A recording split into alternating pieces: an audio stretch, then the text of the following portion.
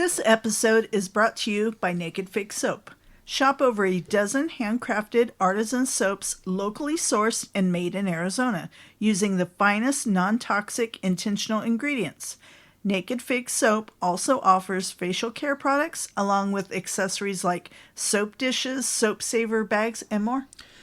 Visit their website at nakedfigsoap.com and use code DRUMMINGUP, all one word, for 20% off online orders. And that is the best place to find her now. Yes. She doesn't really have a storefront so much as she has As of right now. Yeah, as of right now, Yes. she has her products in certain locations, Yes. which again is the best place to find her is at her nakedfigsoap.com website. Yes. Or her socials. Instagram is a great spot to find her.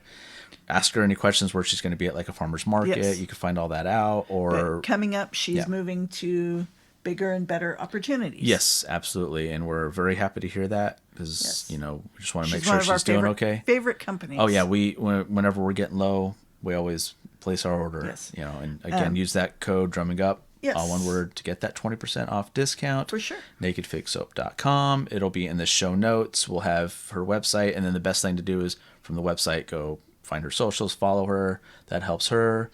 And by you doing that, it helps us because we know you're listening and we know you're buying her great products. She also offers tattoo care and everything too. Yes, so she does. Just a ton of stuff that she does. It's all locally made and everything. So what was that website again? That is nakedfigsoap.com. Using code drumming Drumming up, Up. all one word, for 20% off at checkout. Hi there, this is Julian of Gorad, and you are listening to Drumming Up Conversation. Hell yeah. Drumming up conversation. Drumming up, yeah. Drumming up, yeah. Drumming up, yeah. Conversation. Drumming up, yeah. Drumming up, yeah. Drumming up, yeah. Conversation. Drumming up, yeah. Drumming up, yeah. Drumming up, yeah. Conversation. Drumming up, yeah. Drumming up, yeah. Drumming up, yeah. Conversation. Yeah.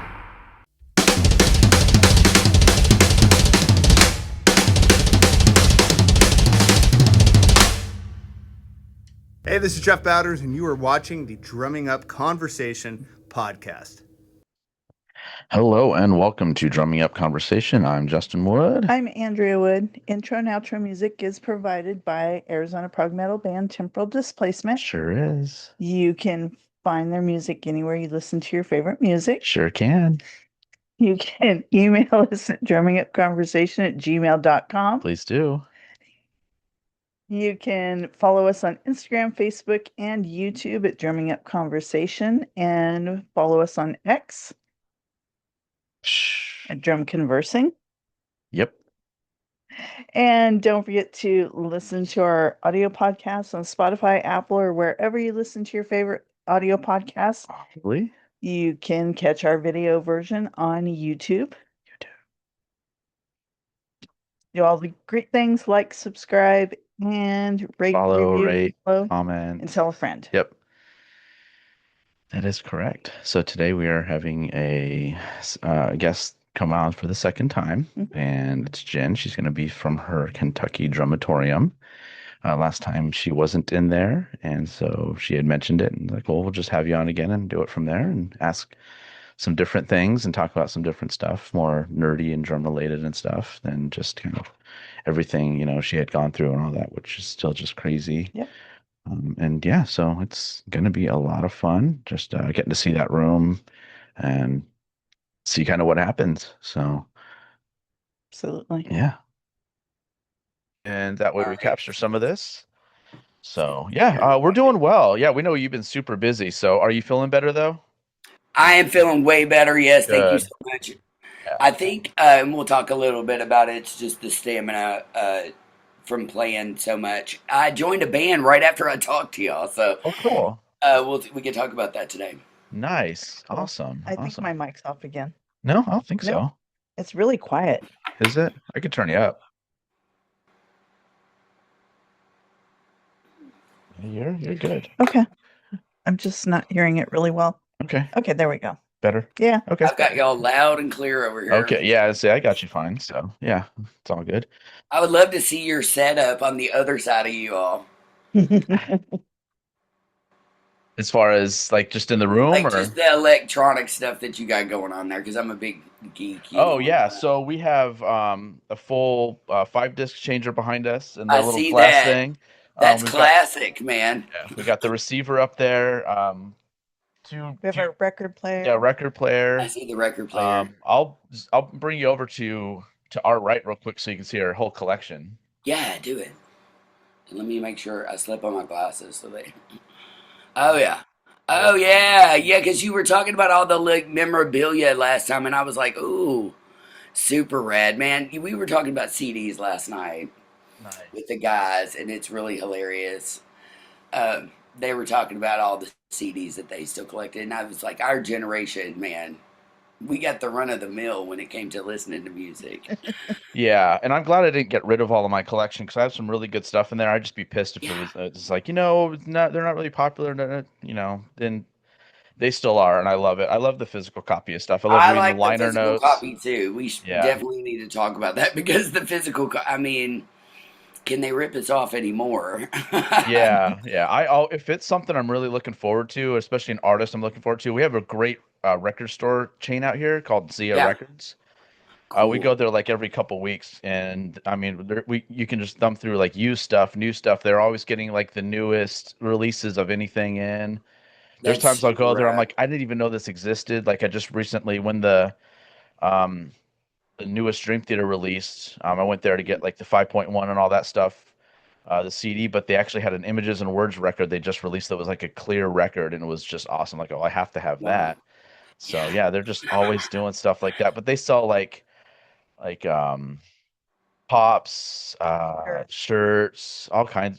It's just a really Games. just like an old school record store. It's like a huge store.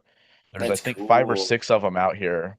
There's one in Vegas also, same Very chain. cool. So if you Like ever, that are still around. A lot of them are gone, out. And every time we go there, they are packed, yeah, which is really good to see. Very cool. I love that. Let me grab a hat real quick, and I'm going to yeah, turn my light on and see if it. okay, So we'll show you this. Is that a little bit better? yeah, a little Um, bit.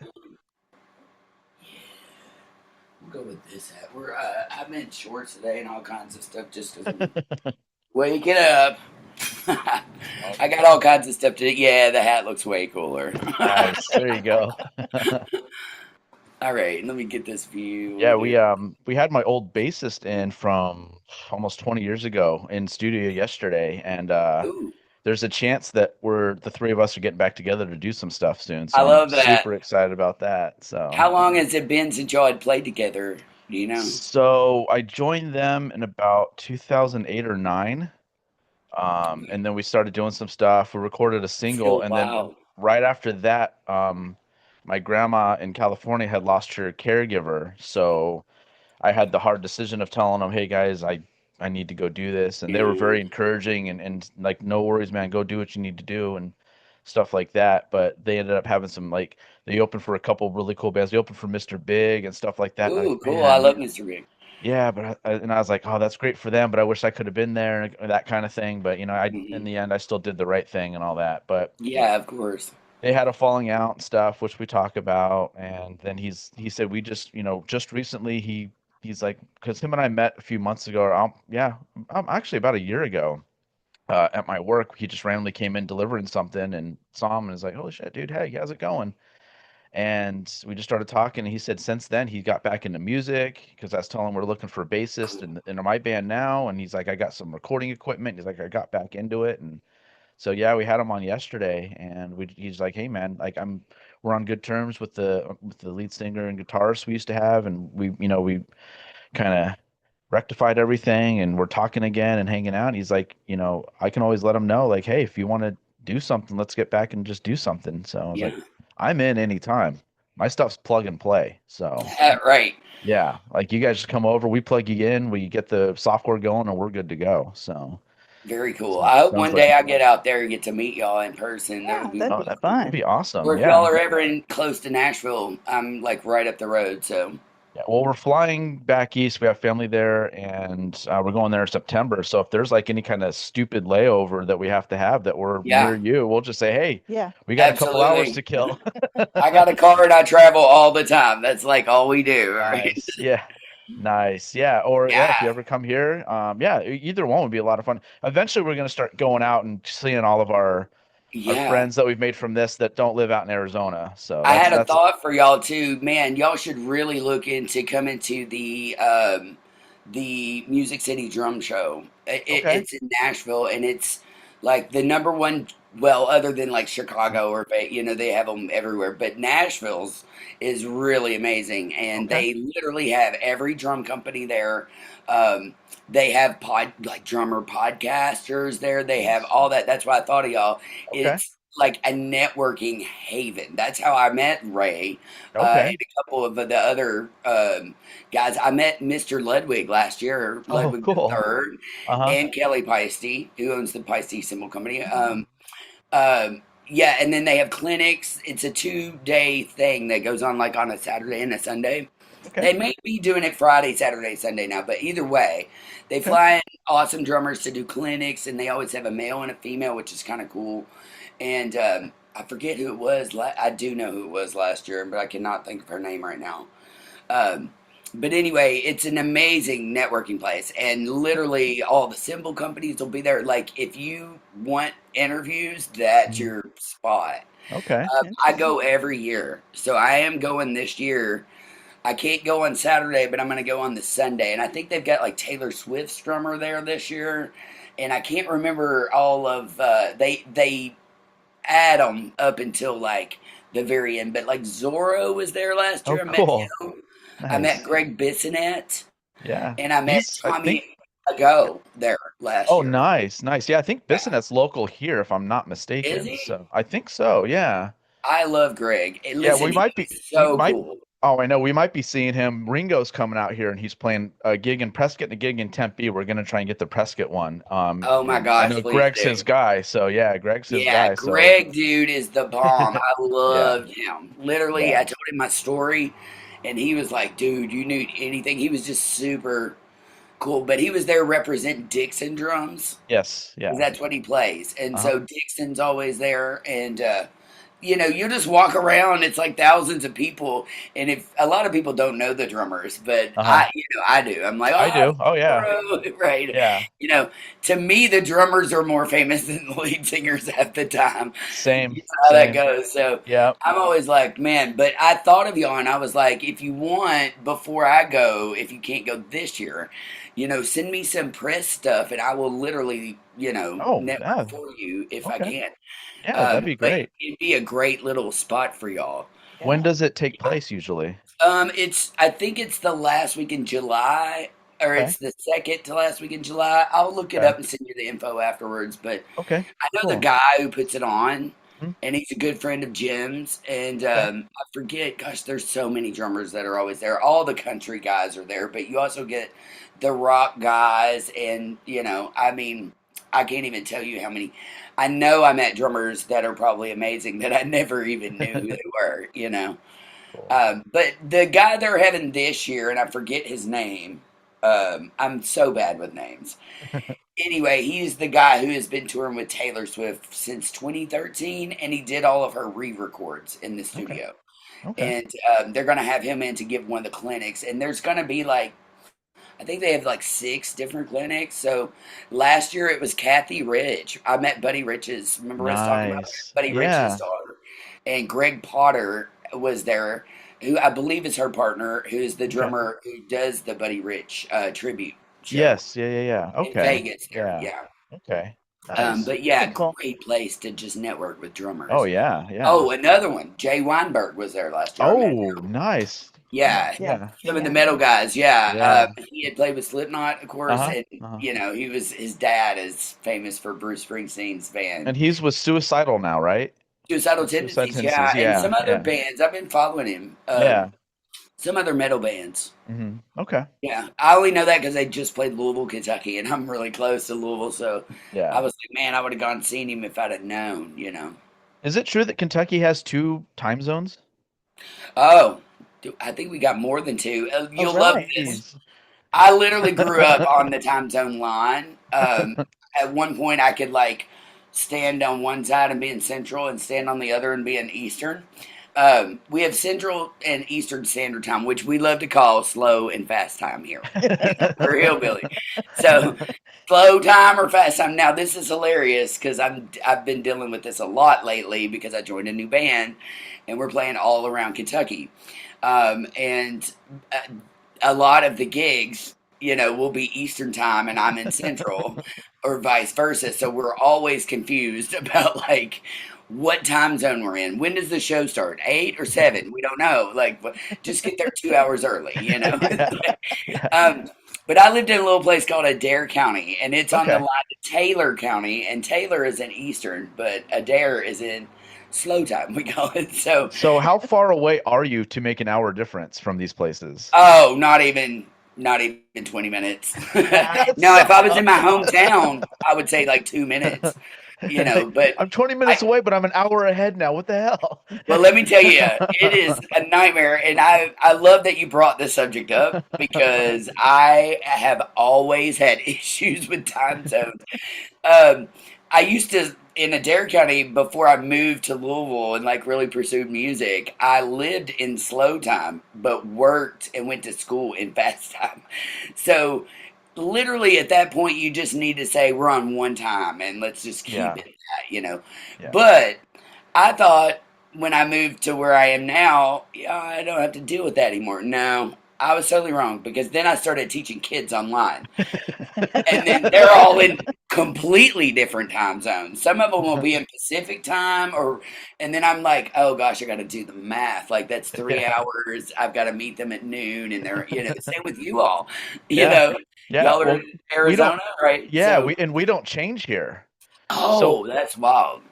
I've never changed the clock in my life. But when I I lived in wish. California for 3 years, and I was an hour late to work one day. Mhm. And they're like, "Hey, is everything good? You're an hour late." I'm like, "No, I'm not." No, My clock and it says took me this. forever to convince them that I have never changed the clock unless the power went out. I've never changed the clock in my life. That is And crazy. they Well, ended I'm up looking it up. jealous. Yeah, and they ended up looking it up like, "No, he's telling the truth." I'm like, "Yeah, this is weird. This is dumb." Yeah, Because you never changed the clock for 30 years. Everything's dumb. Like, why do right, you do this to yourselves?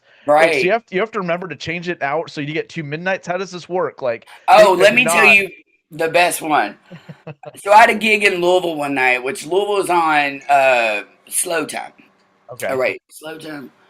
No, they're fast compared to us.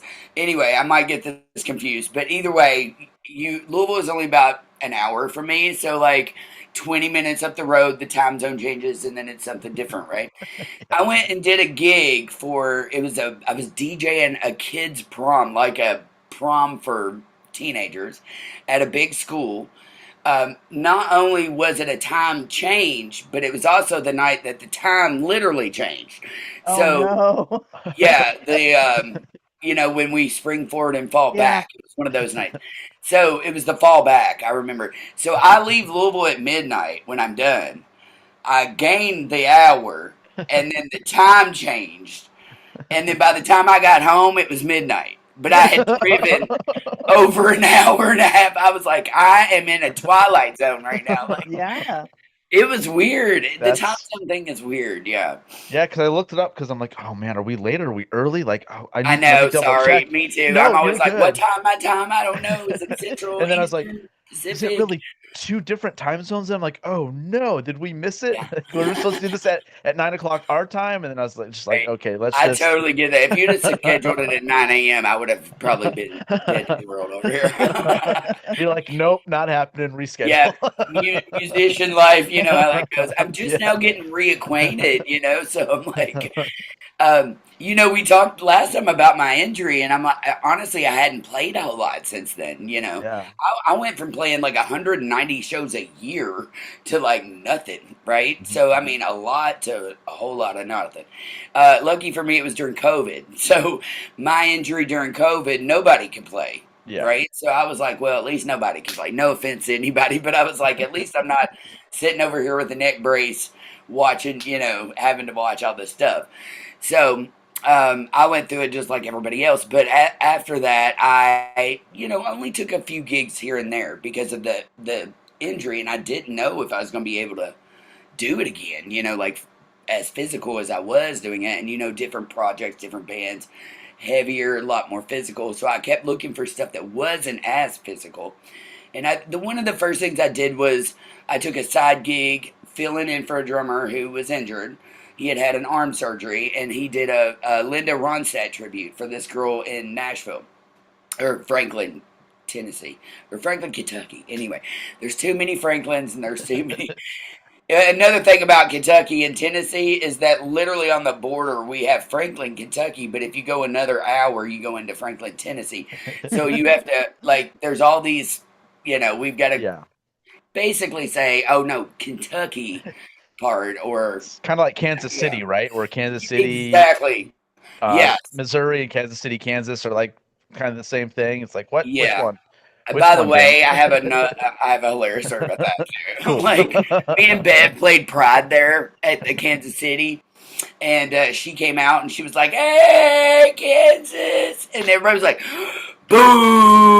Well, I was like, "Dang, what do we do?" And they're like, "It's Missouri," and I'm like, "Okay." Like she didn't know that it was right on the thing, so everybody booed us when we first got there because she thought it was Kansas, and they made it very clear that it was Missouri. They're like hissing at us and stuff like snakes. Jeez. Like, You could just cover it by saying you didn't give me enough time to say city. right, city. That's right. But we played Pride there, and that was really fun. And oh yeah. But anyway, I was trying to think what was the original conversation about. Not the time zone change. I forgot. Look. Playing. Playing during COVID and injury. Oh and yeah, all. playing Yeah. during COVID. Yeah, during the injury, I just took that a Linda Ronstadt tribute filling in here and there. So it was like one gig every now and a blue moon, and then I took Rocky Horror Picture Show, and it was a double show that day. So we did like the morning show, and then we did a night show, and that about killed me. That was the first time I'd done two shows back to back, and especially one day.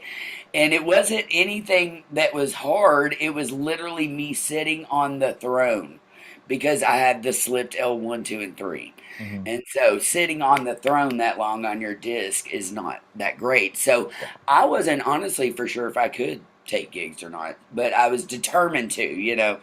So because it's the only thing I've ever done, and it's what I love to do, and I just did not want to, in my mind, tell myself that I couldn't do it anymore physically. Playing, I haven't lost anything, but getting back to taking a band right after I talked to y'all last week or last time. I got a random message that was like, "Hey, this band is really good and they're looking for a drummer." And I had seen a lot of those out there, and I always keep my eye out in case there's something really good that pops. But as we get older, I'm like, I take a little bit better gigs now. I'm not going to take like a door gig. I've played for guarantees my whole life. I don't want to do that kind of stuff. So I do have my standards, but I looked at this group, and it was named the Brook West Band, and I was like, okay, this has got a girl lead singer, and she plays bass. Now that is super cool, right? We love that. So, and very nice to look at. She had the look going, she had the talent, she had everything going for it. Really young, too. Like, fairly, to me, young, because I'm almost 50, so, she's like 20, 21. And so, also, it was her family member on lead guitar, and they had been doing these beautiful harmonies that were amazing.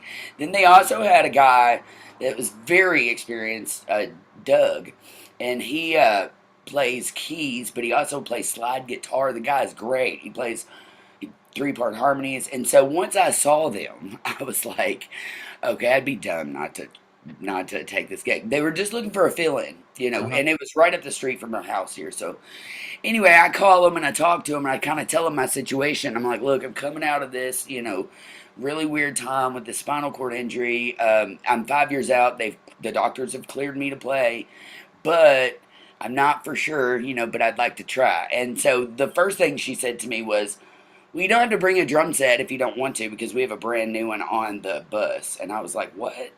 Nice. Y'all know. And now Yep. listen, I rarely play anybody else's stuff, but Same. Because they're usually crap. So, exactly.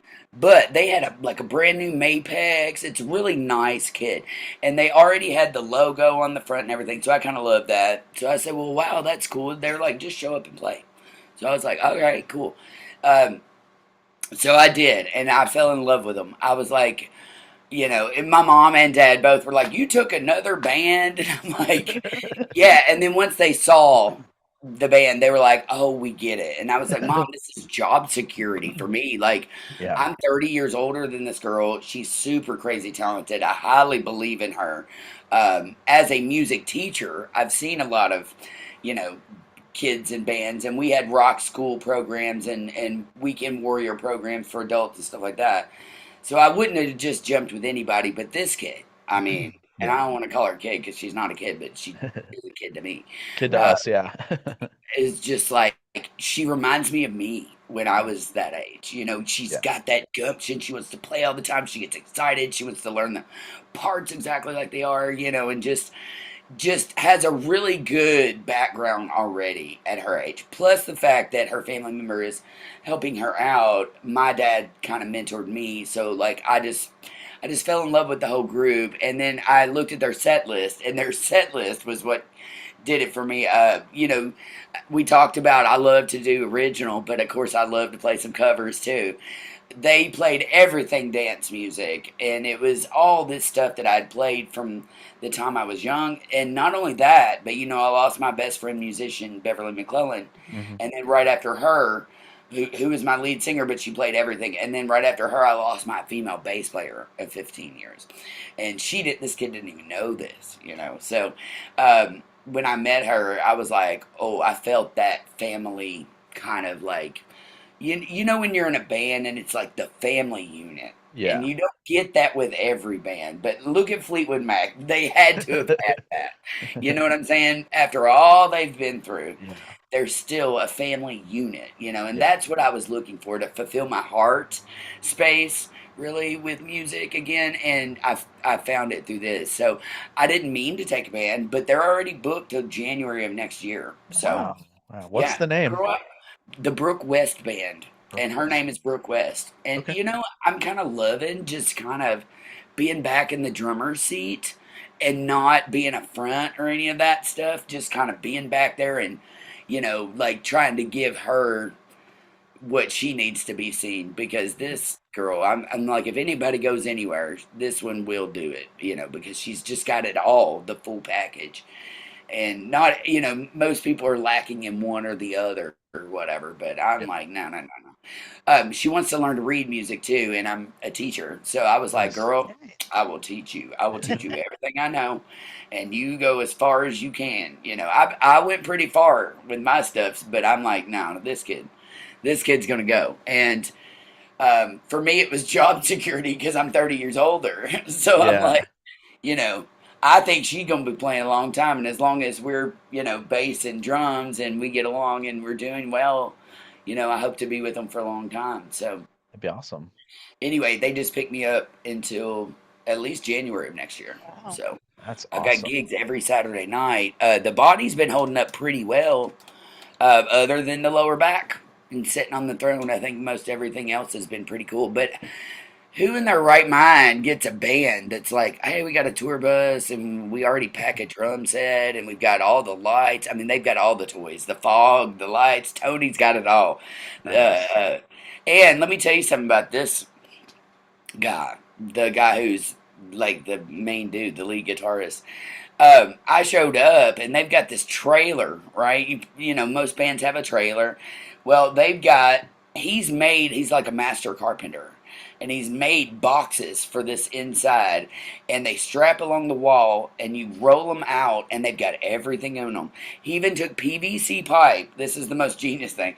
PVC pipe about this big, and put like it everywhere, and then the stands just go down in there.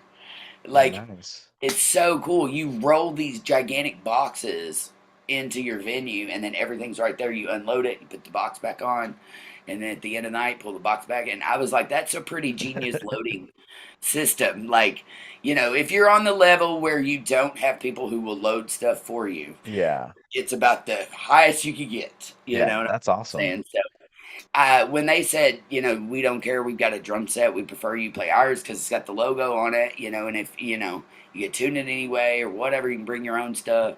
And so at first I did, but their kit's amazing. So, usually I don't play other stuff, but in this case, I made a special thing, and it's kind of nice to not have to load a drum set everywhere. Now I do still load pieces and stuff, so Yeah. that's why my car is full of cymbals and kick drum. I like to take a fan. I take a fan with me everywhere. Yeah.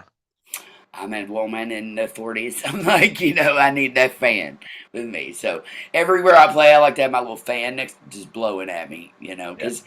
Well, last night we were playing, you got fog machines, you got major lights all around me. And by the way, this guy's got the light system. I mean, it is on point. They even have lights for my drums, that shine up through them. And then we got lights over here in the back, and then they had a backdrop and all kinds of stuff. So it got toys to me, right? But it makes for the show. I mean, it really does, If you see fog coming off the stage and by the way, you'll love this. The second gig I did with them, they've been having fog machine problems, which always makes me laugh because I've seen so many fog machine tragedies. Fog machine tragedies on a local level. It's funny. It's like, that's kind of what happened to me the first night. I was like, oh, this is how it's going to be. I'm back here, and all of a sudden, the fog machine is going nuts, and you can't see anything. It looks like a Snoop Dogg concert, right? Or a Willie concert. And it's just like smoke blowing everywhere, and the whole video is like, you don't even see me. It's just smoke, So the night after that, I was like, dude, what's up with that fog machine? It just kept going, And he's like, yeah, I don't know. And they'd gone through 5 different fog machines, and every single one was a different setting that they didn't want. And so I just laughed because we were in this under enclosed place, but it was also out, air, and there's pickleball courts and stuff. And I looked over and I thought something was on fire at one point, and it wasn't. It was literally the fog machine. But you know what I'm talking about when we kept having all these fog machine mishaps, and it was hilarious. And so last night, I think, was the first night that we actually got the fog machine on point. It didn't blow too much. You could actually see the drummer. There's a famous meme out there. I don't know if you've seen it that says, "Hey, want to lose your drummer?" Is buy our fog machines. Because the drummer's always in the back, and the fog machine's always in the back, and you want the fog to, and then you hear the the fog machine. Then you smell that smell, and then here comes literally, it's Willie just opened his door to get out of his buzz. But yeah, they've got the toys and the fun stuff. That's cool. I'm actually having a lot of fun. I'm still on a music high right now because I played late last night. But they do mostly cover music. She does write her own stuff, which I'm really curious to hear. And so they're just getting to know me, and I'm just getting to know them too. So I'm just now finding my groove with them, and getting some practices in. But yeah, you also, I don't know if you saw me post this, but Tony, the lead of that band, although we say Brooke is she's the boss. So anything she says, that's what we do. But Tony, her poppy, bought the original Exile drum set. Now, I don't know if you know about Exile, but do you know who Exile the band is? The band, yeah. I want to kiss you all over. Yeah, they had a big hit in the 80s. Yeah. Okay. Yeah, That's what I sounds want to familiar. kiss you Kiss all you all over. over. Yeah, Yep. that band. Okay. So they're from The Kentucky. night closes in. Okay. Yeah, they also do Super Duper Love, which is my favorite song. I got love, ba-dum, digga-digga-dum-dum-dum, super love. Anyway, Kentucky, you can't go anywhere without hearing about Exile because they were one of the bigger rock bands. Okay. Now, back in the day, they were rock, but then they went country. They lost their lead singer, and then they changed lead singers. They had 2 big hits. And maybe 70s into the 80s, and then into the 80s, they went on to have a bunch of country hits. But the band didn't sound anything like, anything like the original band. So back then, this was the 70s. My dad used to play in a house band with them a lot at this place called Club 68, which was really famous in Kentucky. And it was one of the only places that I think like African American artists would come through back in the day. And we're talking like Ike and Tina came to play there, and like like Jerry Lee Lewis. My uncle has stories of like Percy Sledge there, and I forget who all played there, but anybody who was anybody at that time, like come through this little club. And it was only about, I don't know, about 30 minutes from my hometown. So my dad was kind of like in the house band there at some point and played. But anyway, Exile would play there all the time. And then they blew up. But now they had a double kick drum set, and this is the part you're gonna love. It's a Gretsch drum set, Okay. and two kicks, literally two kicks, and then on each kick there's two or three toms. I think it's a big drum set. But the weirdest thing, they had taken it and they put Yamaha hardware on it. They took all the Gretsch hardware off and put Yamaha stage custom hardware on it. And this Okay. is the 70s. Yeah. So, like, that's unheard of, Yeah. kind of, right? Yeah. I was like, sure. man, I wanted to talk to other drummers about this because I'm like, am I the only one who thinks this is weird? You know what I mean? Because Yeah. I can't figure out whether it ruined the drum set or it made the drum set more popular. You know what I mean? Yeah. But I took a picture of it and I will send it to you. But it's Okay, the cool. original kit that they played their hits on. Nice. That's And awesome. it is very bizarre. Yeah. Now, I know probably why they did it, though. And I would love to find the drummer of Exile and ask him personally, like, why did you do this? Because inquiring minds got to know, Yeah. It's like, Yeah. I just have to know. Nobody in there ever in the history that I have known that played drums goes, hey, I have this vintage kit. Let's take all the hardware off and let's put some completely other drum company stuff on it. But I will say this. I've had a couple Gretsch kits before, and I am not a huge fan of them only because of how they latch onto things. Like a lot of times they will latch onto the floor tom will actually latch onto the ride cymbal stand, Okay. instead of having its own legs. Uh-huh. So I think maybe back in those days, they probably didn't have the best hardware. And, and honestly, I'm a huge fan of the Yamaha hardware, and that's what I play because to me, working at a drum shop, it was some of the most stable, of the stuff. And I like how their arms, how the arms go. Anyway, it's so bizarre.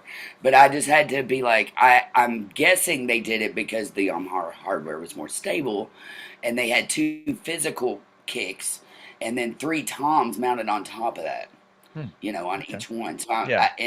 there's nothing different about it other than the hardware. But Yeah. I just have to know, like, Yeah. why they did that. For sure. And I Yeah. have a feeling it's for stability. Probably. Yeah. Yeah. Is there a drum? Because you played a lot of drum sets. Is there one you haven't played yet that you want to play? Any companies? Ooh, that's a great question. I'm a huge. I of course I play the vintage Ludwigs because of my dad, but if I didn't play vintage Ludwigs, I would probably play Yamaha because I do love the stage custom kits. Man, all these new companies, I would say like probably the Dixon or the Canopus or like those kind of like the newer interesting brands. Going to that Nashville drum show that I tell you about all the time. You can play any of the kits. Like they hand out earplugs, by the way, at the door, which is great. I'm like, smart move because it is loud. I mean, it's anything goes. They do have a quiet time for the clinics. They tried that this year for the first time, Nice. last year for the first time. But like I was watching Greg, like I do like those Dixon drums, those Greg Bissonette. You know who The that? You Dixon remember him, drums are right? really cool. Yeah, 'Cause and we by the watched way, the Drumeo Awards, and I was like, that's Ringo's guy. he plays with Ringo now. And Yeah. by the way, if you didn't know, he used to play with the Bee Gees. I mean, And his Satriani too. yes, yeah, Yeah. he's Yeah, he was talking to me about Ringo and stuff, and I watch him a lot for going back to our last conversation about the Ringo stuff and how Yeah. he played right-handed, even though he was a left-hand Yeah. player.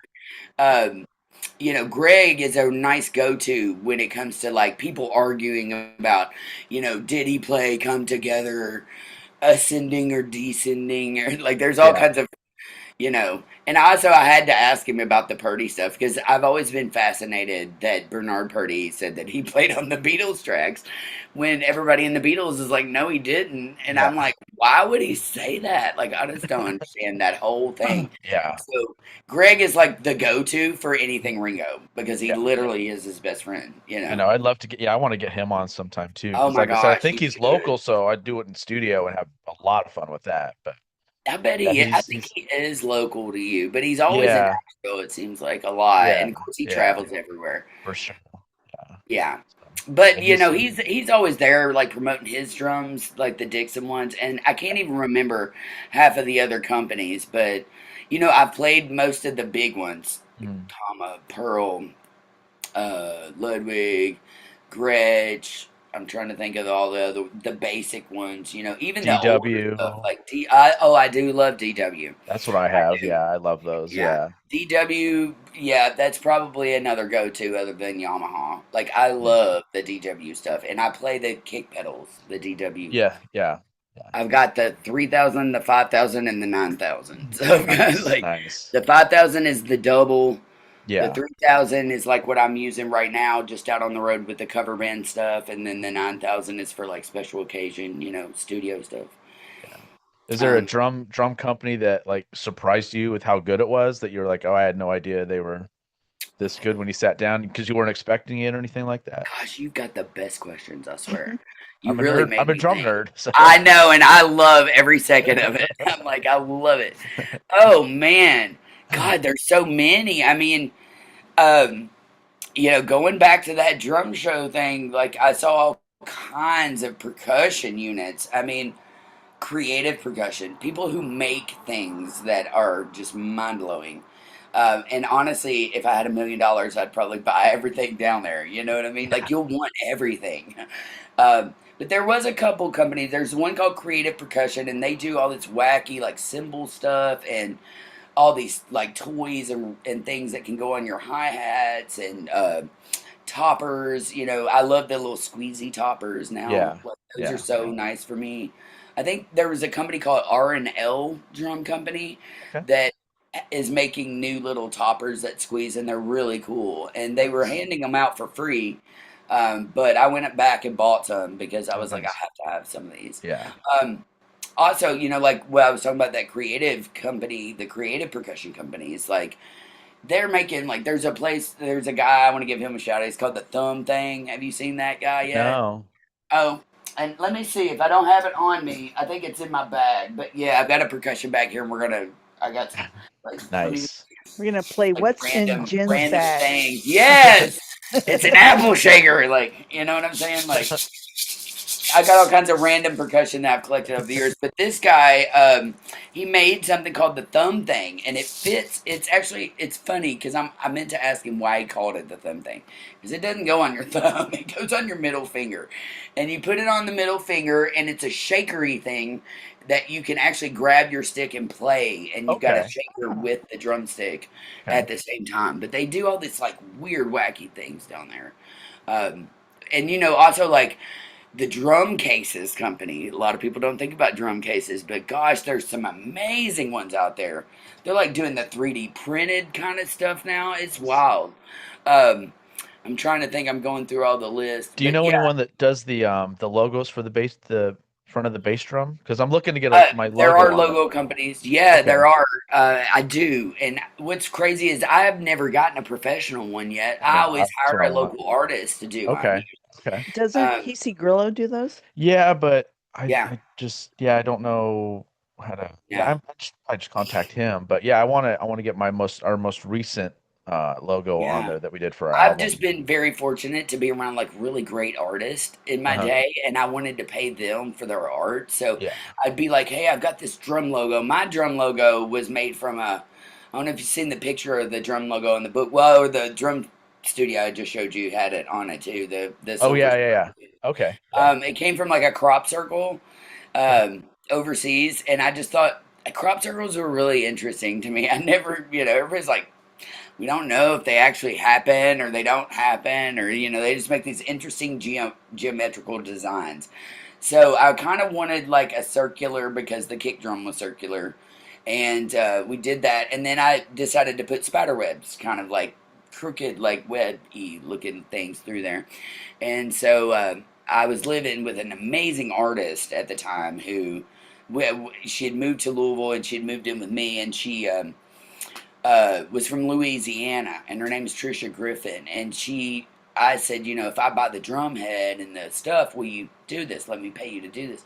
And she said, yeah. And so she designed that drum head, and I only have one, so that's why I don't like to play out on it a lot. Yeah. But it ended up making the book cover and some other things, and people always ask me about that. And I just was looking at Led Zeppelin going, dude, these guys all have their own little logo, like I want my own little logo too. Yeah. And so I kind of just took it from Bonham. And I don't know if you've ever heard that story about how he came up with his. Did we talk about that last time? Think so. It's in one of the books on him that I read. It is because he was, we all know he liked to drink, and obviously he died drinking, Yeah. But he was at a bar, they said one day, and got him a pint or something, and he would sit the beer on the napkins, those napkins, Yeah. and it had made that circular logo of his, and so he decided to keep it. There's a story behind everybody's logo in Zeppelin, and some of them are bigger, like the Jimmy Page one is pretty awesome, and the feather, and then you've got the other guy, but anyway, I kind of got the idea from them. It was like, dude, I want my own like logo. And I was like, that's kind of cool. His was kind of circular, and his is very similar to the Olympic look. Olympic logo. It's like 3 of those, Mm-hmm. Yeah. And when I read that, he was just drunk one day and was like, hey, I Was set that my beer on these napkins, and that should be my logo. Was that called Zoso or something like the Zoso logo or something like that? I think it was. Zoso is the that Page different? one. That was that the Jimmy Page one? Page. Okay. Yeah, and I forget what it looks like. We'll have to look at all 4 of them. Yeah. My memory is not that great these days. But no, that logo is really awesome too. He got his more from Aleister Crowley, I think, wasn't it? Okay.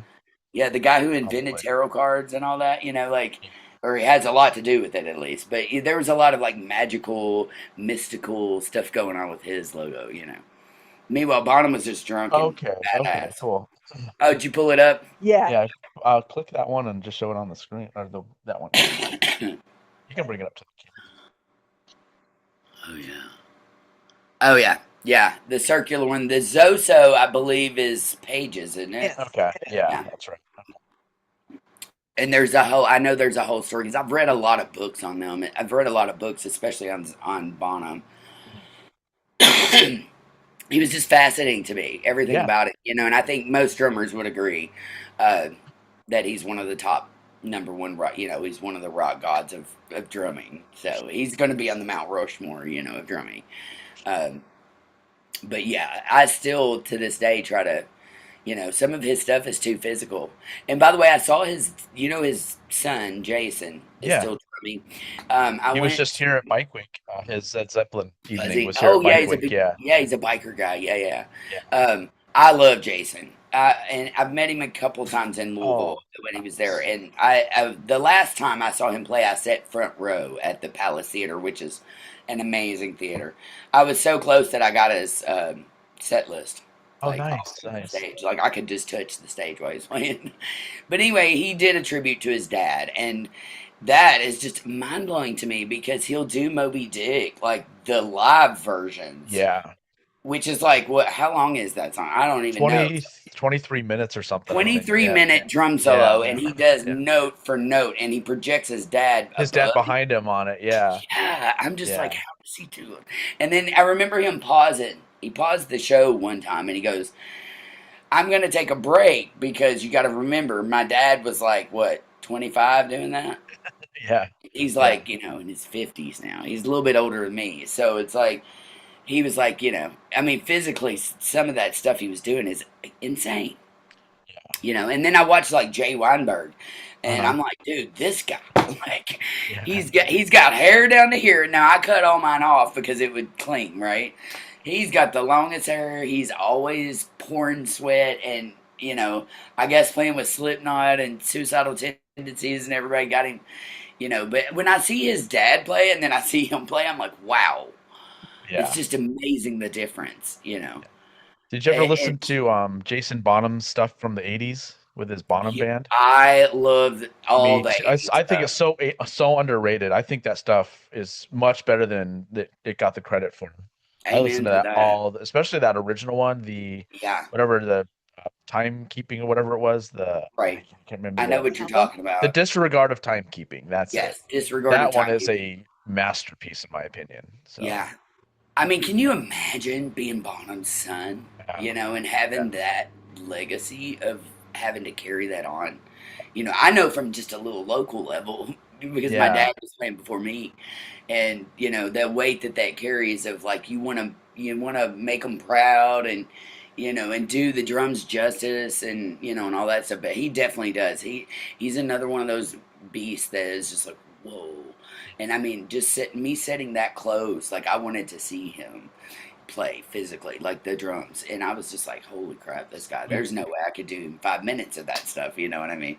It's yeah, just because so we just did the Rockstar movie with a guest, Hmm. and we went back and rewatched. Like, God, he's so good in that too. yeah.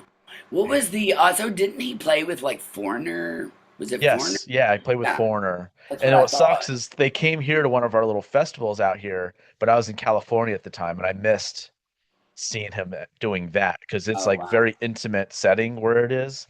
Hmm. It's like, oh man, that I probably would have gotten to meet him and stuff too, but I wasn't here Yeah. for it. Then I think I the always next make. next I'm time. the one. I'm the silly one, like backstage, like trying to sneak on his tour bus and stuff like that, making videos. Hey, we hope Bonham comes out. Like I just love him to death. But Yeah. we were talking last time about all the drummers that were influential growing up, and I was thinking about that because there were so many that like you can't even remember. Like we didn't talk about Ian. How do you In say his name? pace, Pace from like or I Deep think some Purple. people say You know, Pice. Pice. I've heard that I never too. know, but he's Yeah, another mind blowing one that I'm just yeah. like, wow. And he isn't he still playing? I think He they is. just He's the only member of Deep Purple that I think has played in yeah, every aspect of that band. He's the only one that's crazy. been through all of it. So, Yeah, and when I go back and listen to those old tracks of his and those old records, I'm just like, whoa. especially Some of his those roles that guys. he does and stuff, it's so good. Yeah, he is like rudiment pro man, and Well, she had me play Hush. I did I I love asked her to do Hush. this 10-song challenge for me. It's like songs you've never heard me play, but I've heard. You put them together. I don't know what's coming next. And I she love did that. Hush, and then I was like, okay. And then because it's like I'm one of those like I'll think a little bit ahead just because I'm like I don't know what's Yeah, coming next. I'm like, yeah. oh shit, That's those the little drum na na parts. na na na Yeah, na. but yeah, Yeah, but it's da, da, it's da, all six tuplets da, at the da, end, da, I think, isn't it? da, da, Yeah, da, da. those. Yeah. And I was like, oh shit, that's coming up. She's probably sitting there like, oh, this will be easy for him. This will be Da, kind of a break. da, da, And then I was like, oh no. yeah. And she's like, I am so sorry. I thought that was an easier song than it was. Because at some point I turned to him like, thanks a lot. What was that? There was a song last night we were talking about. Oh, I know what it was. Doug was telling me because he's a drummer too, but he's mostly piano and guitar. But he had been filling in for the band on drums while they Okay. didn't have a drummer, and so he was telling me something about we were doing a lot of Clapton, and I was Yeah. laughing last night. I said, I would love to be a fly on the wall. Did Clapton's drummer just decide to play the same groove for every song because cocaine is the same as Wonderful Tonight. It's a different like Yes. Yeah. it's got and like I don't and I'm always curious like do people play it one handed or two? Because it's like you could do either. It sounds like he's doing doubles, but I don't know. Maybe you played it Yeah. one handed. So anyway, I was laughing about that and I said, oh yeah, Clapton's drummer must have been like, hey, this is the beat to cocaine. Let's just keep playing it in Wonderful Tonight. Because Wonderful Tonight is like, okay, everybody loves that song. I love it too. I don't want to dig on Wonderful Tonight. but it's one of those songs that I have played in every band that I could care less if I play again. It's like one of those, but I'll still play it. I'm like, okay, I'm I'm making doing money, doing right? cocaine and one. I'm like, yeah, it's just a slower version of It cocaine. is. It's a slower version of cocaine. You speed that up and it's cocaine. Yeah, Yeah, yeah. mine. That's All the only difference is the "It's all right, it's all right." Those little hits. Those are the yeah. only difference. I But was talking "Wonderful to Tonight," I started in like my first band at like age 13, and well, we're almost 50 now. We've been playing it for this long. I made a lot of money on that song, but it's not my favorite to play. well, I was And it's just talking like I can fall asleep during it. Yeah, I was talking to my dad recently about because when Billy Joel got rid of his band for River of Dreams, and I said, Oh, Dad, you do know that River of Dreams drum beat is the same as Downeaster Alexa, just sped up. And he's like, yeah, no shit. I'm like, yeah, that's all it is. That other guy copied exactly what Liberty did on yeah. Downeaster Alexa and just sped it up for it. It's the same thing. Isn't it crazy? I know. Yeah, It's so crazy too. Okay, so when they were doing the lawsuit over, I think it was the Pharrell one or the Blurred Lines lawsuit one. It was the one where Marvin Gaye had sued like Pharrell and the other guys for it was like Uptown Funk or something. I can't remember what the song was, but either way, it was a Marvin Gaye hook that they thought yeah, that they had stolen. And really, when you listen to it, nothing was kind of the same except for the drum beat. And so there was this big like, oh my gosh, are they going to say that you can only have one drum beat in a song? Because we all know like every drum beat's been copied at some point yeah. millions of times. There's only so many grooves that you can have. So I was getting a little worried there, but as far as I know, if you went back and listened to like, let's say just a shuffle, a basic shuffle, how many songs have made up a basic shuffle? Yeah, Millions. So yeah. I'm like, ooh, they're getting in rocky territory there if they're saying, melody lines are one thing, Yeah. but Well, it's there's most no copyrights chords, on drum yeah. beats. Yeah, most chords aren't covered either because it's just basic chords. It's Yeah, the notes in it's between like and stuff. Yeah. right. Yeah, and I've been looking at like a lot of those lawsuits, like especially concerning the Melody Line one, the one with Yeah. Queen and Vanilla Ice, Yeah. in particular. Or It's like literally the same thing. I want a new drug and the Ghostbusters Oh theme. yeah, oh yeah, yes, Huey that Lewis is was like that totally is I lit. want a new drug. That's our song and Yeah. 100% was like Yeah, and I so think if you read the history of that, like they were in the studio, they had recorded that, and then yeah. they left to do Yeah. something, and some other producer took it and gave it to Yeah. Ray Parker Yeah. Jr., and he Yeah. made Ghostbusters out of it. And Interesting. now Huey Lewis gets to double down on it. So because they won Exactly that right. lawsuit. Like, oh Yeah. cool, now we got royalties for Ghostbusters too. This is great. Yes, So, exactly. I always think about the P. Diddy, the Puffy one with Sting.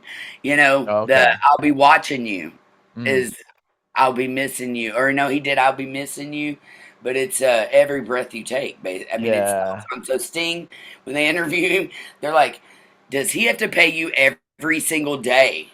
He has to pay him thousands of dollars every single day because he did that until he Yep. dies. Same thing with So Vanilla Ice. Yep. Like he's exactly. yeah. And that was his only hit, I think, other Yeah. than Yeah. producing people. So I'm like, I'm Yeah, not a big just fan of him, but I yeah, just I'm just not a big fan of anyone trying to get away with stuff like that. true. Absolutely. And I Like, think most of us that are older know that he had something to do with the Tupac and the Biggie murder. Like I knew that in the 90s. It's like I don't know why they're just now figuring it out. It's like crazy well, to that me. and just, I mean, like a lot of these bands that wrote these songs don't even get the money for that song they write, and someone else is trying to rip it off at the same time. Like I that's agree. just, I kid you not. I swear Drake ripped off one of our Hillbilly Swagger songs, and I wish I'd had the money to sue him. But the started from the bottom. Now the whole team's here. I didn't even know that was a Drake song, but I heard it later on, and I was like, we wrote that like way before Drake ever came out, and I had it online. And not saying, I mean, I don't know, maybe it's a coincidence, but it's a word for word line. You know what I'm that saying? can't be That me and coincidence. Bev had written, and I had already had it online years prior to the Drake song coming out. Plus, he's known for stealing music. If you've seen, I watched this whole thing on Drake, and it was like 20 of his songs are ripped from other artists, literally word for word. Like, it's crazy. I'm like, what? I don't know. Rap music is a whole different thing, you know? Yeah, we're just not a field we're familiar with, other than the fact that a Yeah, lot of it, it's like so many lawsuits on just. Yeah, and the I crazy know. thing It's a is lawsuit they genre, pretty they much. they rip off Billy Squire more than any artist. I Like know. crazy. Which is probably why he hasn't released an album He in doesn't 40 have to. years. He doesn't have I know. I know. I played Billy Squire last night, at least 3 songs. Nice. That was Yeah. one of the ones in the 10 songs that she chose for me, which we need to do that again soon. Yeah. That was a Which lot one of did you fun. choose? In the Dark, I think. Okay. We do My Kind of Lover. Okay. Yeah. I love that one. Yeah, that's fun. Billy Squire is fun to play because it's literally all just like kick, snare, kick, snare, kick, snare. The stroke is the same thing. Like Yeah. when I go back and watch, and I love Billy Squire, so don't Oh get me wrong. yeah. Yeah. I always laugh because I'm like, you know, if you were an '80s kid, you probably remember the Billy Squire videos. They're so, I always said Tank the top. videos killed his career. bad. Yeah. So bad. Same. The pink tank He's in top. spandex. I'm like, what? Like when I heard him, I thought he was this big like rock dude. You know, you'd think he was like a Bonham or somebody like that. Yeah. Dude, like he was this little teeny guy, and he's all like laid out on beds and in spandex clothing and very feminine. You know, well, give him credit though. I mean, it was Yeah. like the Motley Crue years of glam rock, and you know where the guys looked like girls. Well, Journey's videos were historically bad too. But Yes. Yes, Separate Ways, Worlds Apart is horrible. Where they're just walking down the street in jeans and just Worlds singing. apart. I'm gonna have to go back and watch that now. Oh, that's a great question. What's the worst music video that you think is out there Oh, God. like an artist that got popular? You know, Ooh. Oh boy. I've got one. That is- I've got Go one for for it. you. Go for it while I'm thinking. Yeah. Well, okay, so I'm from Kentucky, so we know a lot of country music. But I'm gonna go with Juice Newton's "Love's Got a Little Love Been a Little Bit Hard on Me." That song, "Love's Been a Little Bit Hard on Oh Me." yeah. Girl, I want to be a fly on the wall in the studio when they were like, "Yeah, this is a great idea." You know, the song is about love being hard on her, obviously. The video, and please go watch it after this interview, is her getting like beat up every time. Now, when I say that, she's going on dates with guys, and every time she goes on a date, like they slam her arm in the car door, or they slam her leg in the door opening it for her. Anyway, basically, like love kills her in this music video. By the time she's on the 5th date, she's literally laying in Full hospital, body cast. full body cast, the I whole think I night. remember that. Oh my gosh! Please go watch it. It's Can you like imagine the director going, "Okay, hear me out." yes, sure. I just am like, who thought? And this was country music, so this is Nashville, people. It's like, who thought that this was a good idea? You know what I mean? But when I watch it, it does make me laugh. I think they were going for comedy, but it was a little like, it was like '80s cheese ball, you know, Central, yeah. And I love to go back and watch some of the earlier videos because I, you know, being a kid of MTV and VHS or the other VH1. VH1, thank you. Yeah. I used to love to watch the music videos, and of course, I'd watch all the Hairbangers Ball and all the stuff. Jenny McCarthy, whatever that show was that was on there, you know, the couch one, Remote Control or something. I used to love to watch all those shows. And the music videos back then, I really do believe that a lot of the earlier ones were fantastic, you know, because they had to be. It was the first time they were really doing anything like that. So, you know, like the Aha video, obviously, classic. I mean, that was just amazing. And the November kids, Rain. Yes. Oh my God, November Rain is a great one. I liked a lot of the Pantera ones too. Like Becoming, when they show like the drums in slow motion, the cymbals are just waving, and the sticks are on fire, and I just love that stuff too. Where they're Me playing, too. yeah. You see his And kick drum also, going, and oh yeah. what about the Van Halen one, the Hot for Teacher? Oh, You know, yeah. that's hilarious too. Where they're learning to dance, they don't even know how to dance. It's always funny to me the musicians have a hard time dancing. You know what I mean? But it is a thing. It's a thing. It's like, how many drummers do you know that love to dance? You know, not many. Yeah, right? I do. I do too. I Now do, listen, yeah. I'll be the first person on a dance floor doing a running man or something crazy. If my legs will work, I I did love to swing dance. I chair dancing. dance Yeah, all the time. I did swing dancing in high school and stuff. I You loved it because did? it kept me in shape too. I grew up Yeah, watching dancing Gene is Kelly. awesome. Gene Kelly's like my early childhood hero. So, and Wow. he was a very drum influenced dancer to me. He was always Yes. doing the tap dancing, and his stuff was very rhythmic and the way he did it. So I always took a lot from that, and I just translated to drums and all that and dancing growing up. And Yeah, Yeah, dance and drums are like yeah. this. Yeah. yeah, Every time we watch Singing in the Rain, he's out on the living room floor mimicking the dances. I And love that. I can't dance, and no one's ever like danced with me, so and I can't sing. I can't I dance. can't dance. Another great Another video. great Yeah. video. It's a great video. They're all just like, the whole time. I'm Yeah. just like, man, great. I was trying to think, man, there's so many good videos out there. We were talking about the sledgehammer one last night, too. Yeah, that's cool. Yeah, I think Peter I was, Gabriel stuff was fun. Yeah, because oh, like yeah, it's stop so motion wacky. and I yeah, mean, he's got turkeys dancing and, fruit being made out of things and just, like it half a started face of with something. sperm.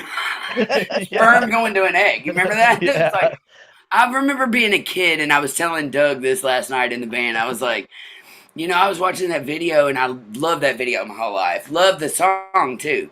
Uh-huh. But it took me to my 40s to like actually figure out what he's talking about in the song.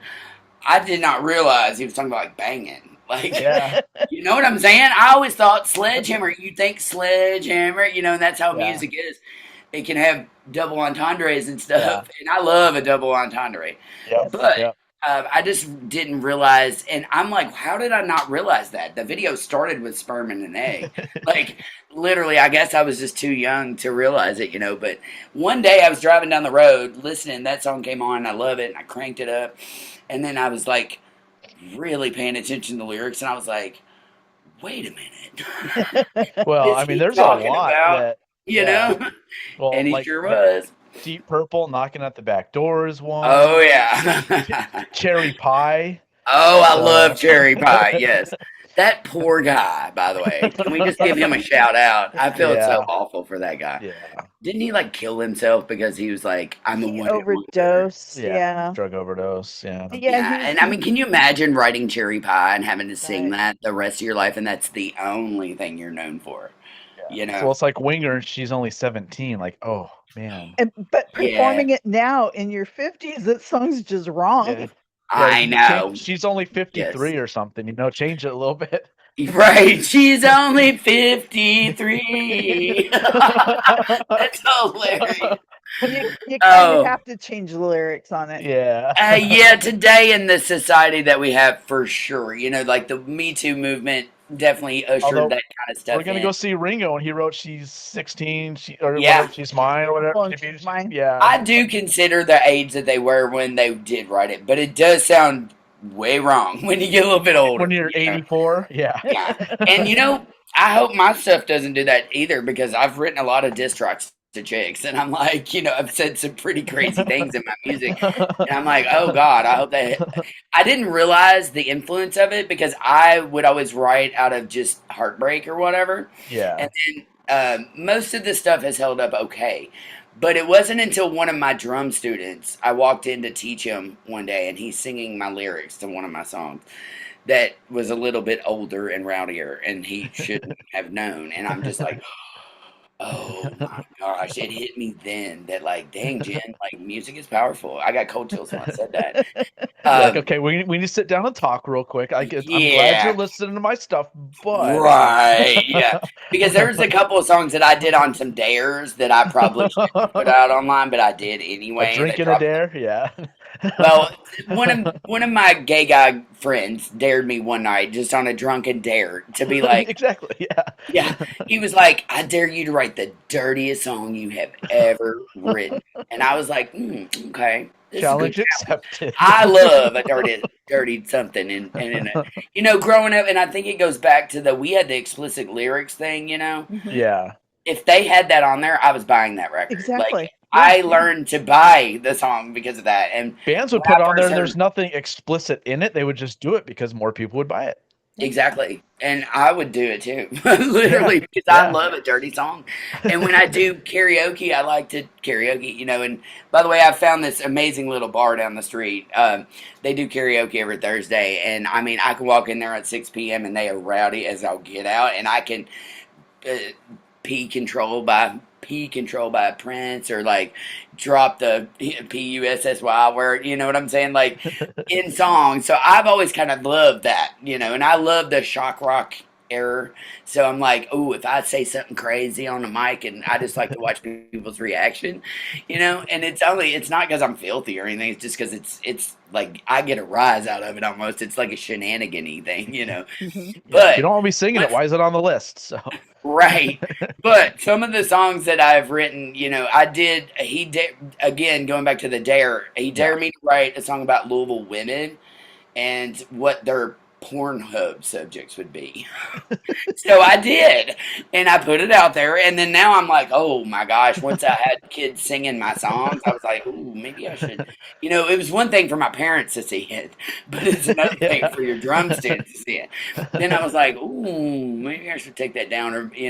But honestly, I've just lifted up over the years. I'm just like, Yeah. if they It know is me, what it they is. know. Yeah.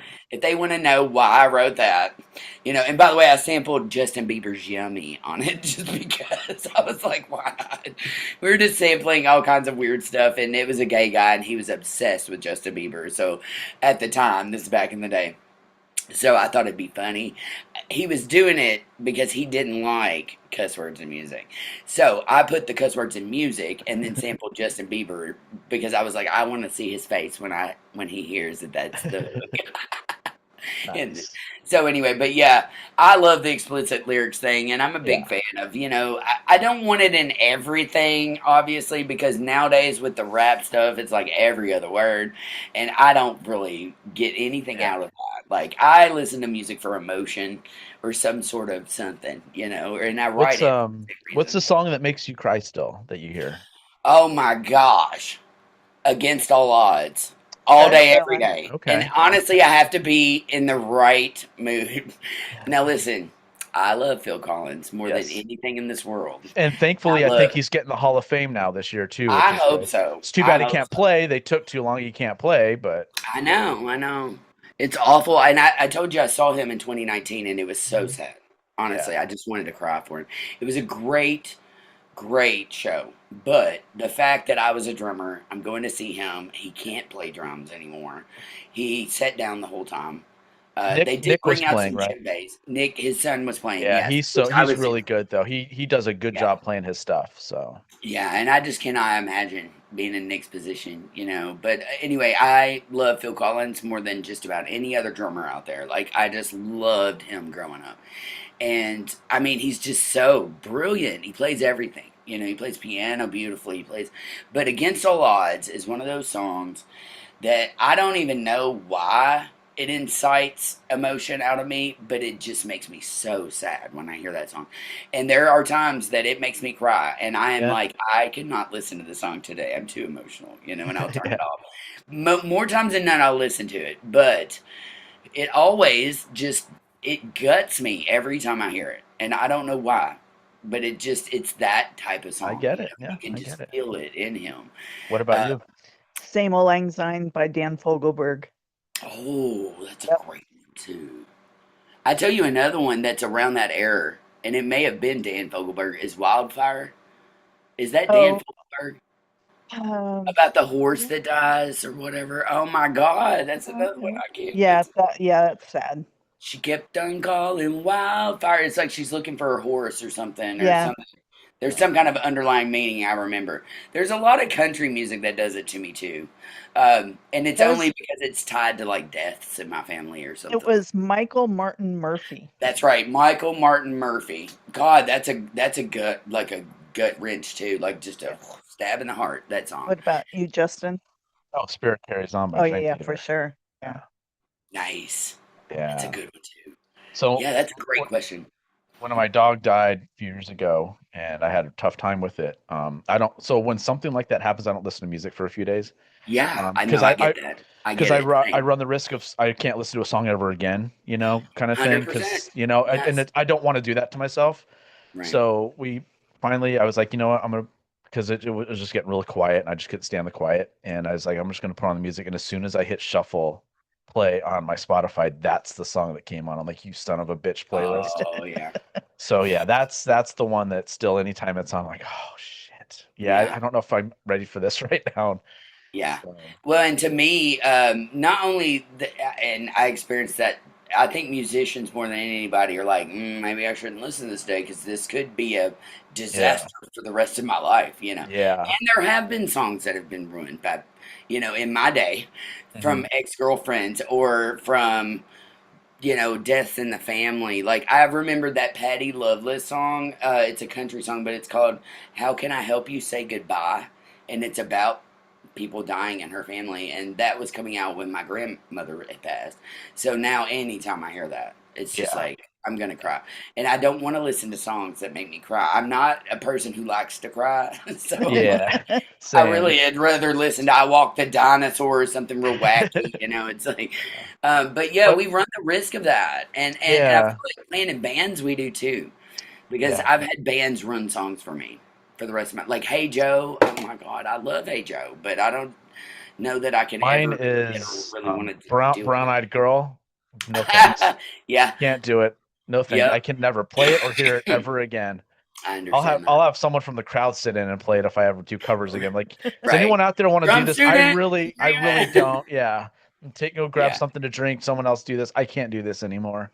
Yeah. Yeah. It's just Have there's you certain seen now the bands are making the signs that are like, if you want Brown Eyed Girl, it's like $1 million. Like if you want Free Bird, that's 2 million. Yeah. Yeah. Margaritaville, 1,500. That's enough. Mustang Yeah. Sally. Yeah. See, It's you're like, rattling off five right there that I'm like, yeah, yeah, I just exactly. can't. It's just They're not on my playlist anywhere. yeah. If they're on the radio, next Right. station. Like I Yeah. can't It's do just you it. probably have played them or listened to them so much. Yeah. It's well, And I close will say behind. the five that I rattled off are five that I've played in pretty much every cover band. Oh yeah. All the cover bands, if they're good, they pick the same songs And it because sucks. there's only, huh? Freebird's a really good song, so it really I love sucks. Freebird. Yeah. Now listen, we're gonna play Freebird in the new band, and it's because he's a huge Leonard Skinner fan, and I actually love Leonard Skinner too. And Artemis Pyle, I don't know if you know him, the drummer of Yeah. Oh yeah. Leonard. Yeah. So he was just playing down the street the other day, and I don't know. He's Nice. got some kind of project, and he's somewhere around me, but I think he like lives close to me. But I'm on a mission to find him. And So, Corky Lang played with them for a little while too, right? Is it I Corky? think so. Yeah, Yeah. okay. Yeah. Those are two underrated for sure. They're Oh one of my those like you gosh! say their name and Listen they're like to who? And it's like you've heard them, trust me. It's like Simon yeah. Wright and other guys, Oh yeah. you're like, People no, don't know you drummers' names, but they're like. But I could say Artemis Pyle, and if you know, you know. But if you don't, yeah, you're like, he's yeah, on every hit they've ever had. Like all yeah, this other stuff. I yeah. mean, he's the Sweet Home Alabama dude.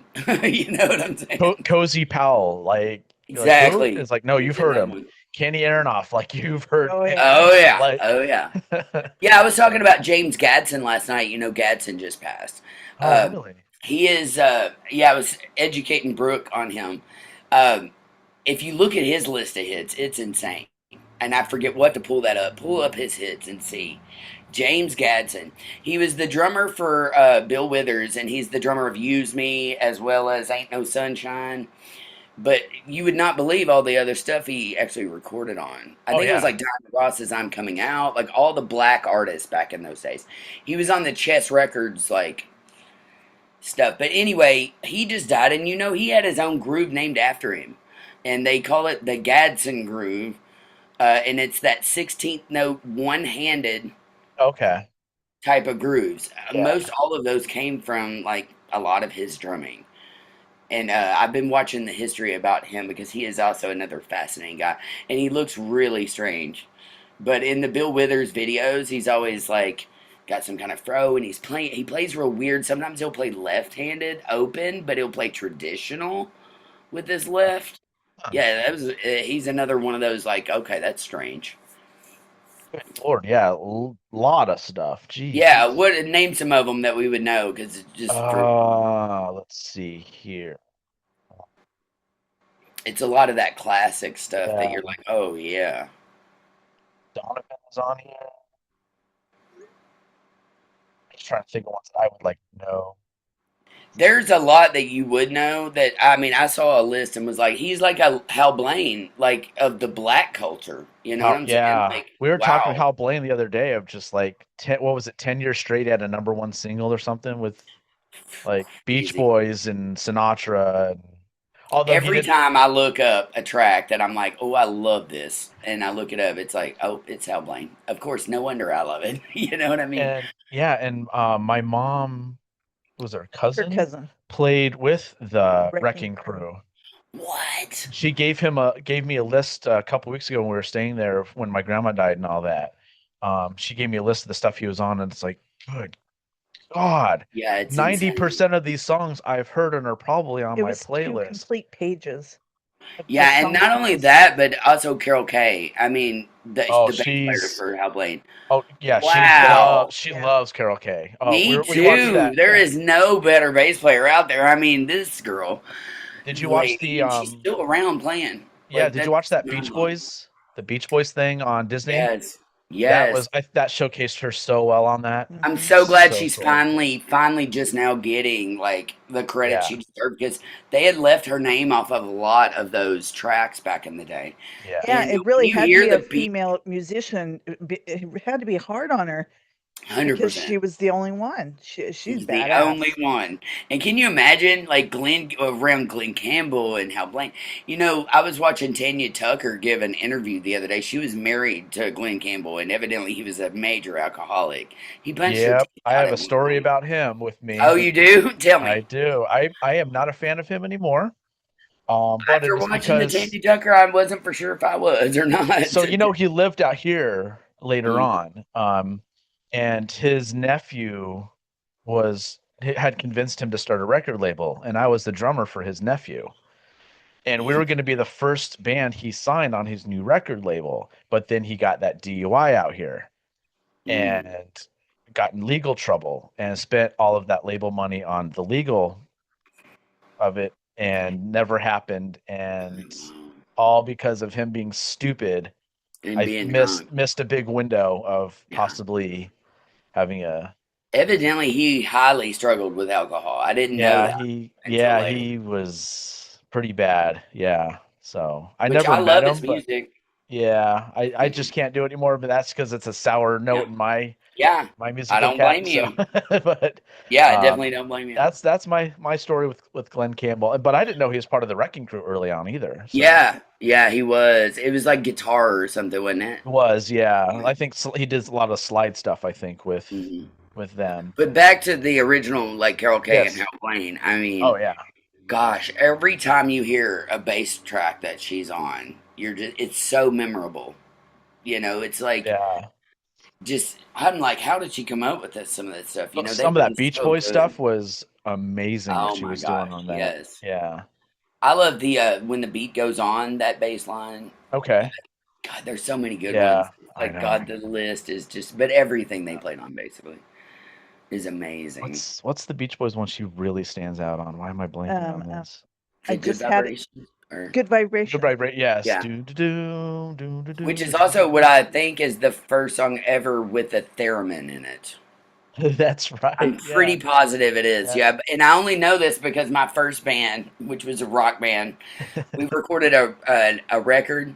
Wrote a record of originals, and I wanted this one song to have a theremin solo on it. So I found a guy who played theremin Nice. and brought him in. He was really young, but he killed it. And literally, instead of using guitar solos, we did theremin solos. So Very it's really cool. weird. This is a very What's experimental record. what's a drum or percussion instrument that you don't have yet that you want to get your hands on?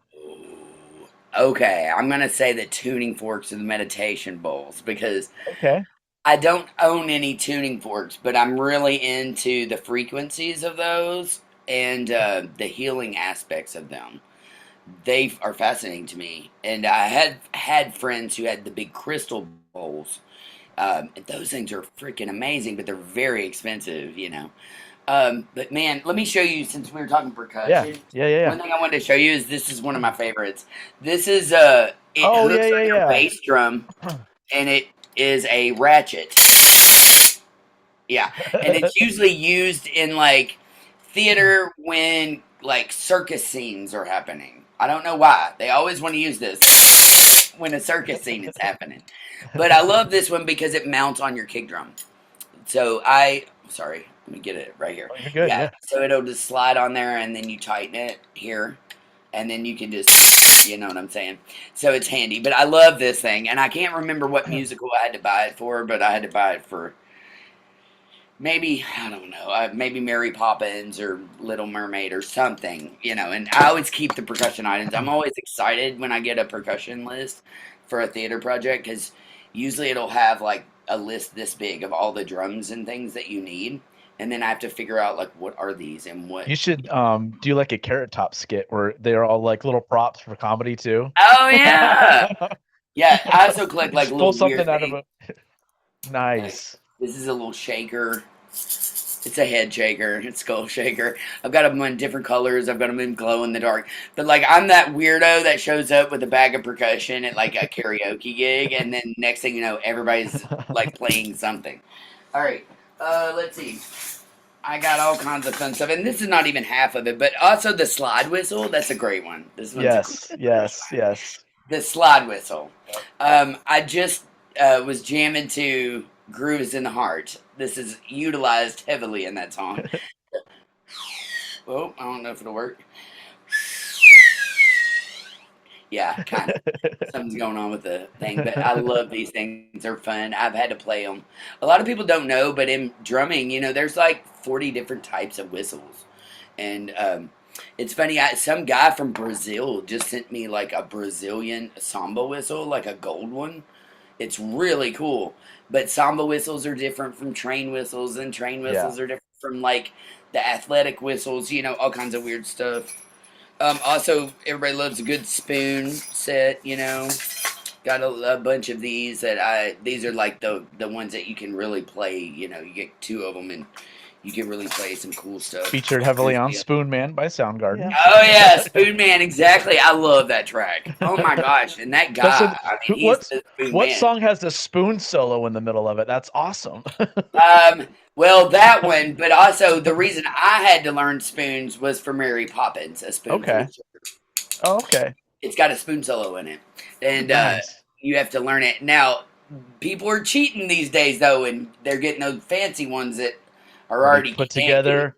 Yeah, They're like the that's cheap. tongs. Yeah. I'm like, you know, but you can get them and do like this way. Yeah. But I always keep my big spoon. Everybody's always like, why do you have spoons in your percussion bag? And I'm like, is there a percussion item? Yep.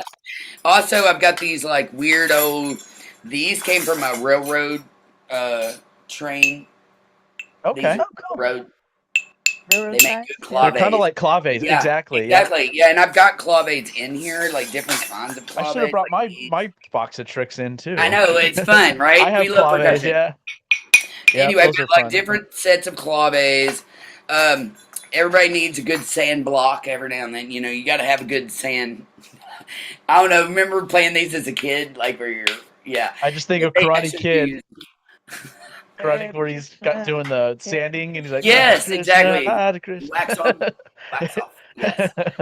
Yes, no, I love Karate Kid. And of course, everybody got a million like shakers, egg shakers. All kinds of- I got shakers for days, and I have fruit shakers: plum, pear, Pear. Yeah. Do you have the orange? apple.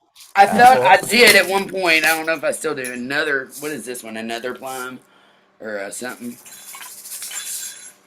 Don't know if I have a. Whenever the band's Also- having a conversation, be like, "Hey guys, we're really comparing apples and oranges here," you know? Like, Remember these? oh yeah. I've actually had to play these, and Big Fish was the musical based on the movie.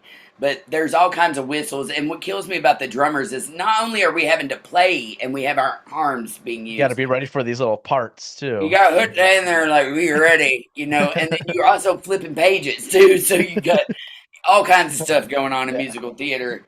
Also, everybody needs a great pair of sleigh bells. You know, I've got these, and I also love these for like Christmas songs. The musical Rent is centered around Christmas. There's a lot of musicals centered around Christmas or New Year's. Yeah. And usually they're always using jingle bells and something, you know. But and I got all kinds of weird shakers and stuff. Have you seen these? You probably have. These are the little LP finger shots. I don't These think so. these you put on your finger, like. Okay. All right, so you put it's the same idea as the thumb thing, but it's even the thumb thing's kind of even better. Okay. But you put it on there, and it's you can shake while you're drumming. You know, Nice. it's kind of cool. Yeah, I got all kinds of wacky stuff.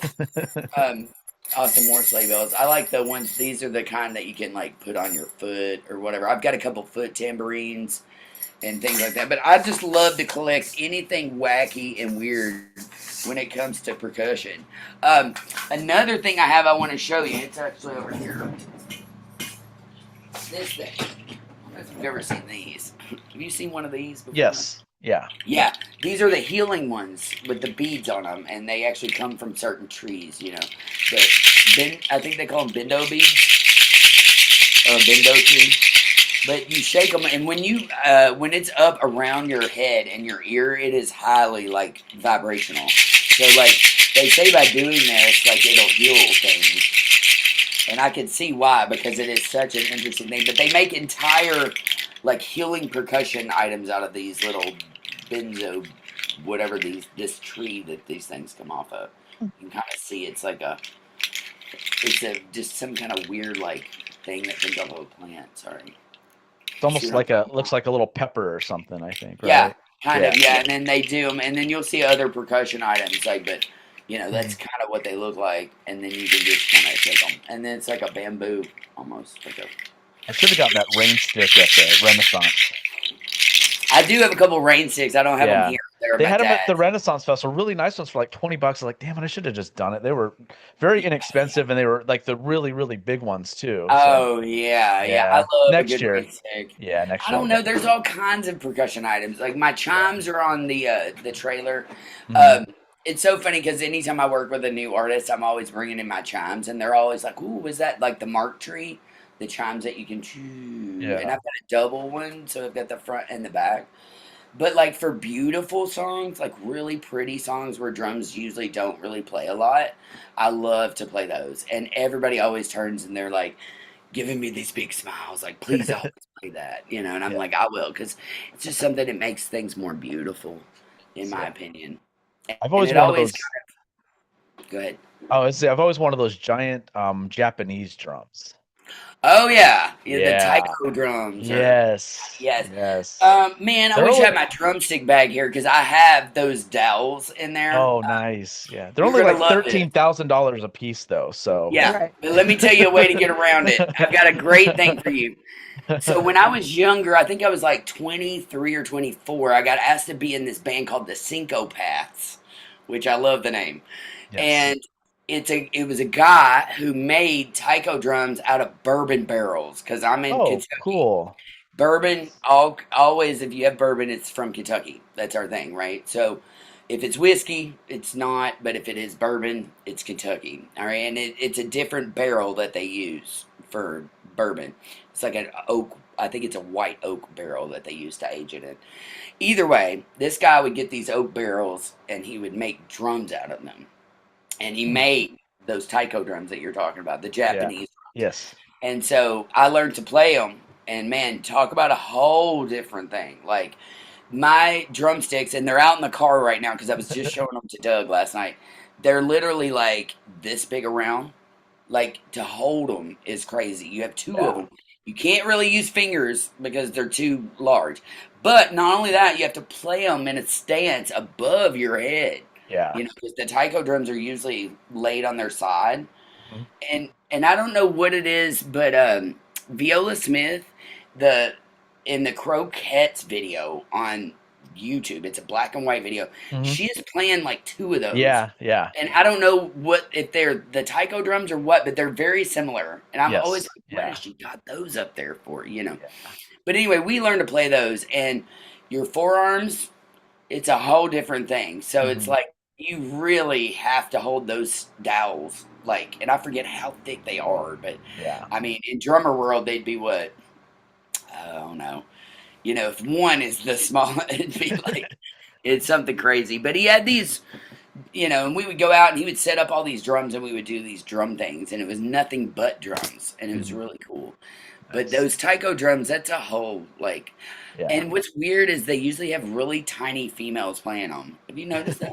It's Yeah. like I'm like looking at them and I'm really strong, and I'm like, wow, how the heck are they doing that? Like it about killed me, Yeah. And I guess maybe I just didn't know the right techniques or whatnot, but yeah, the taiko drumming, all the different styles of drumming around the world are so different. Mhm. And I love to educate people on that because people don't realize it. Like if you've ever read the history of the dragon, the symbol, the dragon, like where did the dragon come from? We don't know. We don't Yeah. know. It was in every culture, and Yeah. the drums are the same. Like we don't really know where they came from. We just know that all we needed was a tree and an animal skin, and we could have a drum, or we could bang a tree, or we could take bones and make Yeah. sounds. Yeah. Or just things like that. But every culture had their own kind of drumming and their own kind of drums, and we can trace it back, but it doesn't go back to just one thing. It goes back to multi-cultures.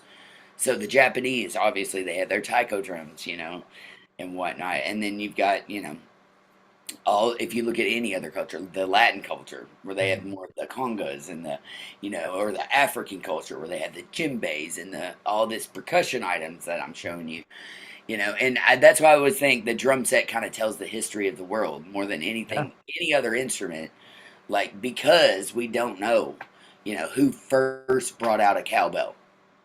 Yeah. Well, and drum Nobody circles are knows. like the oldest like bands really, where they Yeah, would kind of. Yeah, people would never thought play and about then it that people way, would but dance, but it was always drums.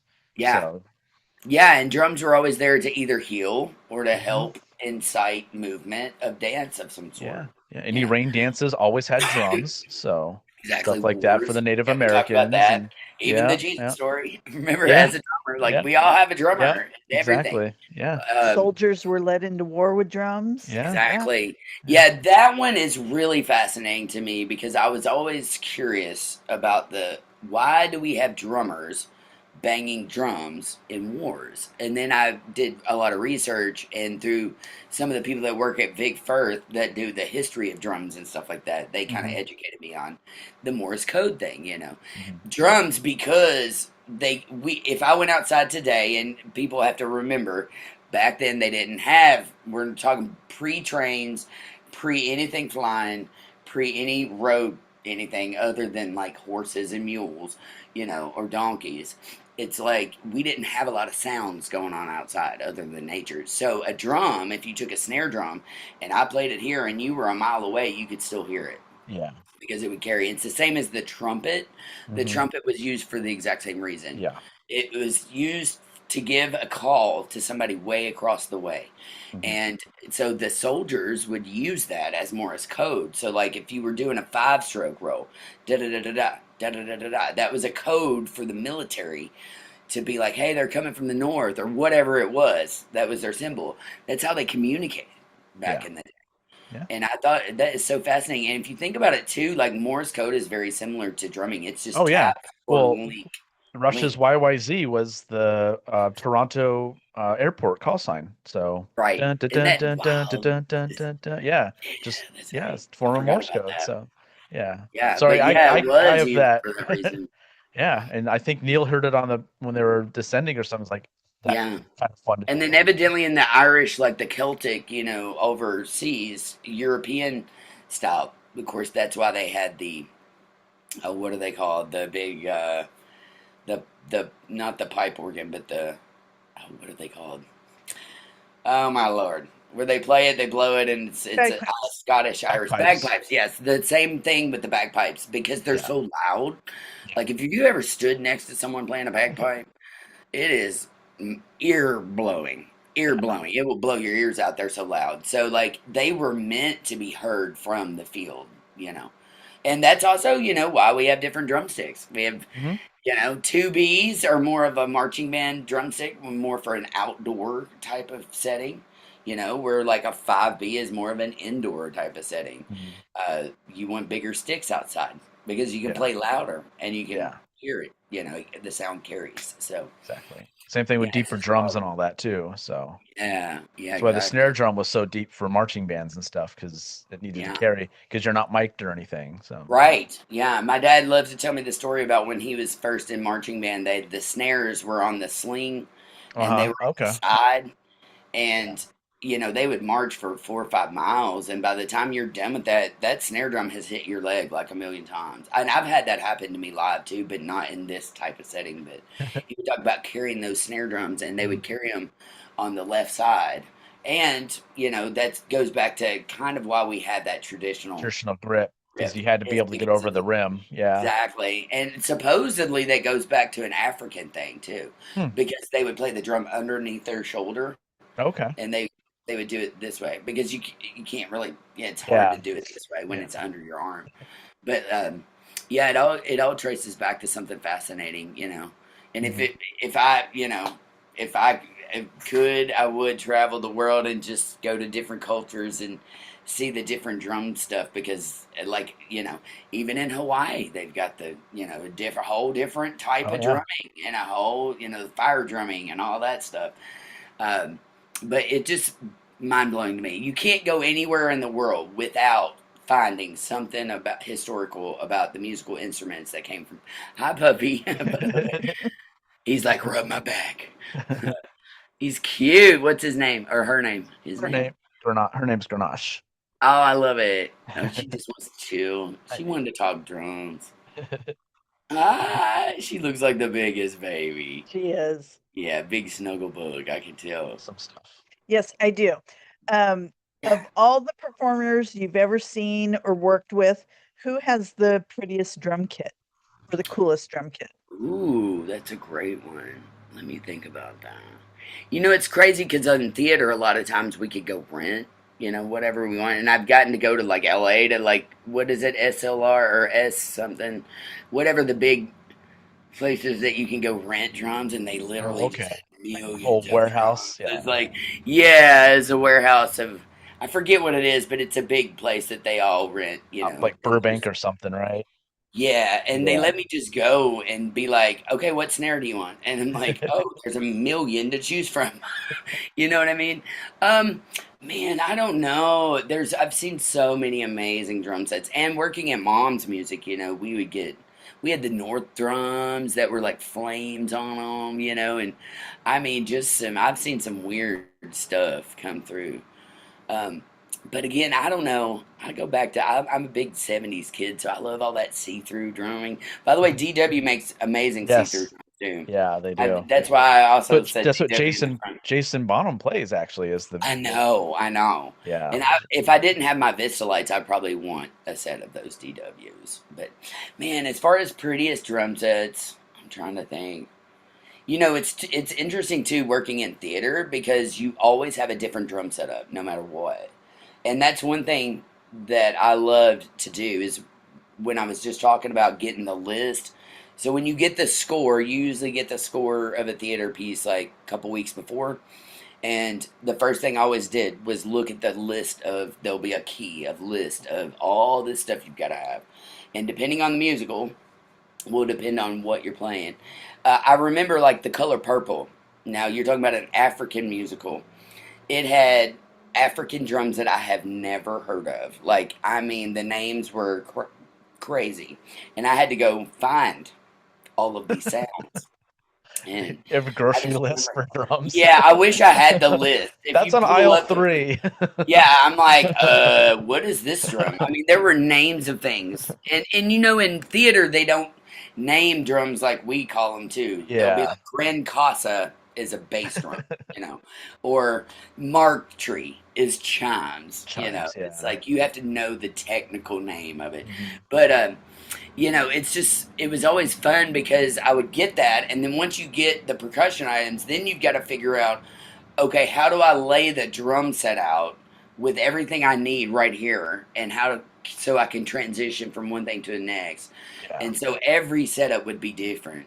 Um, I don't. That's such a tough question to me about the beautiful drum set, but I mean, I don't know. I'll go with my dad's maybe. I mean, like I love everything my dad has. He's the only one I know that's got gongs like he does, and Cool. just random weird stuff. There's one drum I'd love to show y'all that he's got that I used to have in my house as an art piece because it's so old, and I don't know how old it is, but it's definitely like old. But it's an It's a one piece of wood, and it's an African lady, a naked African lady, holding this drum on her head, and it's all one piece, and it's all hand carved, and the top has this really old like cowskin head on it. I mean, it still has the Okay. hair and everything. And then I don't know where he found this thing, but it's like definitely an antique. You know what I mean? And it's too old to play, but I would set it in the house as like an art piece, and people would be like, "Whoa, look at this thing," you know. But I never wanted to hurt it either because I have a feeling it's worth probably a lot of a lot of money or whatever.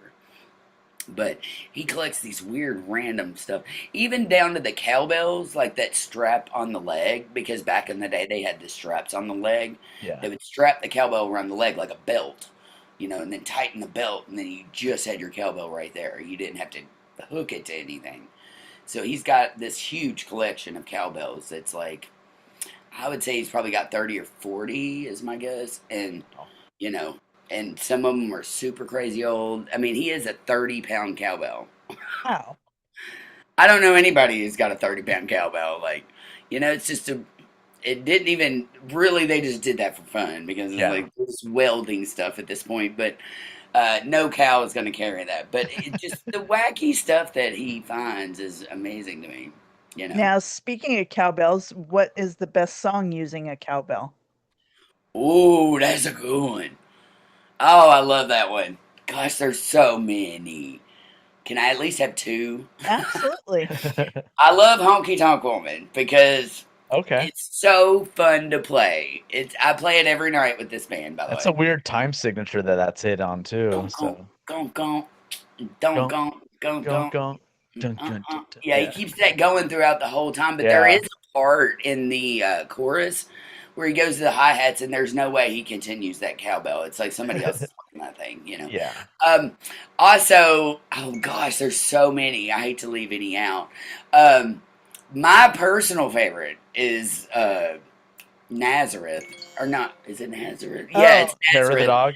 Hair of the dog, baby, all day long. Every time I hear that, I just crank it up and like want to roll. You know what I'm saying? Like, gosh, it's just so good. There's so many great intros with cowbells. That's a great question, by the way. That's a great question.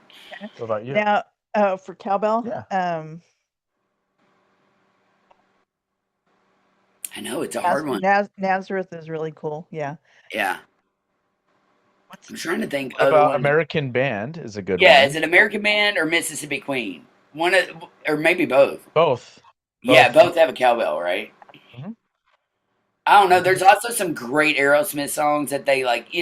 Sometimes they pull in the cowbells in the middle, but it's like, to me, the ones I mentioned, like the cowbell is like featured. But I would say people would say "Don't Fear the Reaper" probably Right. because Yeah, it's the most cowbell's famous. it. Yeah. Yeah. But man, Honky Tonk Woman is really interesting because Yeah, he that's- literally does play that while he's playing the drum beat, and then at some point, I don't know how they Yeah. switch over, but I don't know, man. I will tell you this: I love to play cowbell. Like, I don't know if you've noticed some of my videos. It's just me playing a cowbell with a band.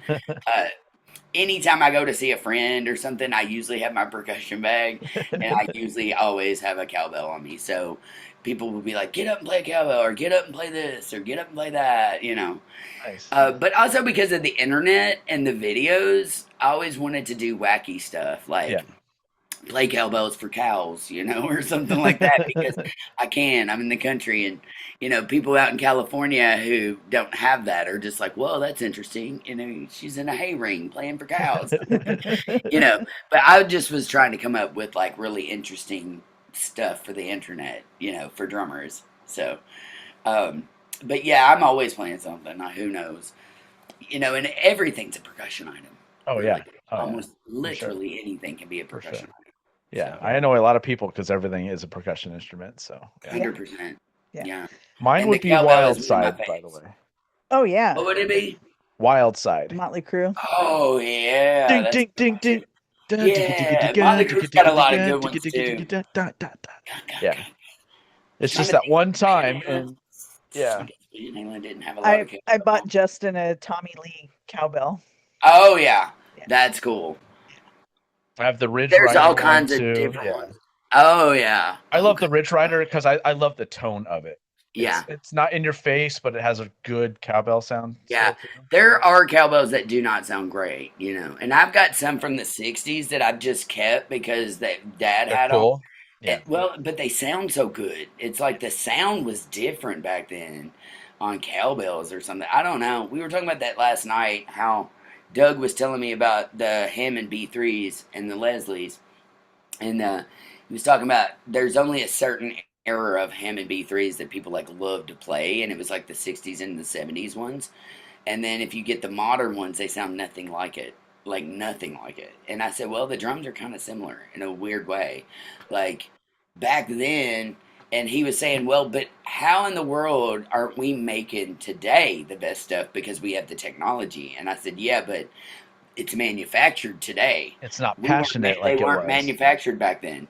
So it was literally one guy or, 10 guys or girls in a room trying to make these drum sets or hammering out one cymbal for days, and that's what you've got now. And honestly, it just keeps appreciating in value. It's not going to depreciate unless you heard it, because those classic drums, again, going back to the drums, there's certain eras that everybody wants to have a drum set of. Sure. And most of it's vintage stuff. Yeah. I really do think the '60s and '70s, like, you just can't get any better than that Yeah. era. You know, I have a they have had 60 heavy equipment. I have a 64 Ludwig snare that just still sounds amazing. So Wow, those Black Beauties too. I I have would a love. Black Beauty as well. A little more You have a modern Black one. Beauty? I do, yeah. I would Uh, love. That's my next bucket list to okay. get. And I don't have a partner, so I don't have to argue with anybody about getting. She's really cool about it. I have the Vinnie I love Paul. that you're cool about it, because Yeah. Yeah, I have the you Vinnie know. Paul snare that they released Oh after he died. I have that.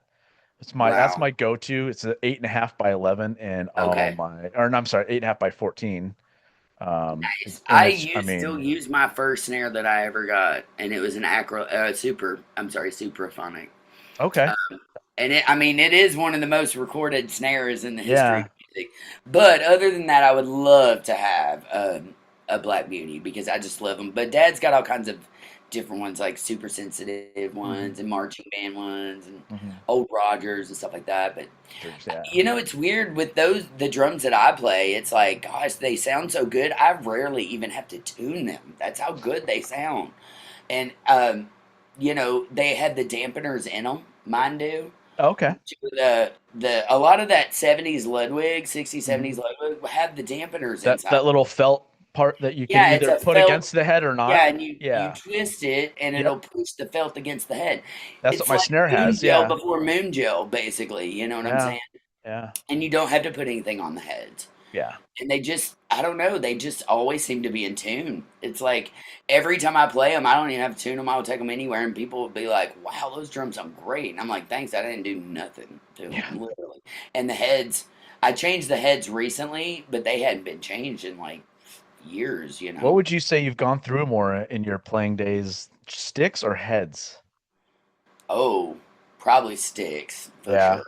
Yeah, in my earlier, like heavier days, heavier music, I would break sticks all the time. Now, I don't. I was just thinking about this. I don't think I've broken a stick in years now, and I don't know why that is. I've tried to figure it out. Whether I just know the technique better, or I don't Yeah. know. Now I have busted some heads in my day too, and I am notorious for busting a kick drum head on the first song in, almost always. And that's kind of rare. You don't always bust a kick drum head. Yeah. That's You the know. worst too when you see that beater just sitting in the head like, oh no.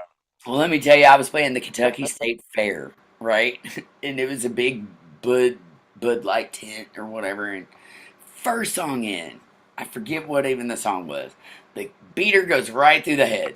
And I'm like, oh God. And when you miss that bass drum, There's no making up for that. Like you can try to hit a floor tom, it ain't gonna sound the same. Like nothing's gonna sound the same. So they cut it real quick, and the guy comes over, and I'm like, damn, I don't have hardly anybody carries a backup kick drum head, you Yeah, know. it's always snares. Yeah. Yeah, exactly. And so I was like, dude, I do not have one. This guy took this head off, duct taped it up, some kind of hillbilly something something. I have a picture of me holding it at one point. It's like me and this duct taped kick drum head. And I put it on Facebook. The Facebook had just come out at this point. And I put it on Facebook and I said, if any drummer that I know is in the area, please bring me a kick drum head. Like, I need one. And I should put that picture. We put it back on the kick drum, and it worked pretty good, actually. I was quite shocked. He, like, put some padding down and put the duct tape over it and, like, made a padding to it. It didn't sound exactly the same, but it was close enough. I kid you not, probably two songs later, here comes a kick drum head, like Oh, nice. coming through somebody had seen it online and was like, Jen needs a kick drum head, and we've got one, and they ran it down to the fair. And I was like, that was when I really was like, wow, the power of social media. You know Yeah. what I'm saying? Like, wow, that's crazy. But yeah, no, I've done that once, and then one other time I was playing a record store called Ear Ecstasy in Louisville, and they used to have, when you put out your CDs, you could go play a live show there, and then people come by and whatnot. And first song in, it was kick the beater right through the head, and was like, what in the world am I gonna do? And at that point, social media was not around, and I didn't have anybody to like run and get me anything. So what we did was we just took the floor tom, which I think was like an 18-inch or something. Oh, okay. Just put it on its side. Converted it. Yeah, we converted it to the kick. It wasn't exactly the same, but it worked for the time being. But I've had a lot of those like mishaps. I seem to be that drummer, like the one that has the crazy gigs. That's like whoa, Yeah, you because know. I would always take a backup snare with me because I would just rather just put the snare on take the one off, put the other one on the stand, good to go. But yeah, bass drum's completely different because Exactly. that's for Yeah, one you hard. want that thump. Yeah, and replacing you're not just going to travel with two bass drums. Exactly. And changing Yeah, the it's head on it very rare. sucks because you got to take the pedal off. You got to Hmm. lift up to get the bottom lugs. Right. Yeah, it's Yeah. just pain in Changing a the kick drum ass. head Yeah, is not for the no, faint of heart. not fun. Yeah. When But you're go ahead. oh, go ahead. Oh, I was gonna ask, when you're playing just for yourself, what's your go-to song? Ooh. Oh gosh. More than a song, I think it's probably more like cadences or something. And I only say that because I always default for some reason to the first thing I ever learned. And that was my dad did this little cadence.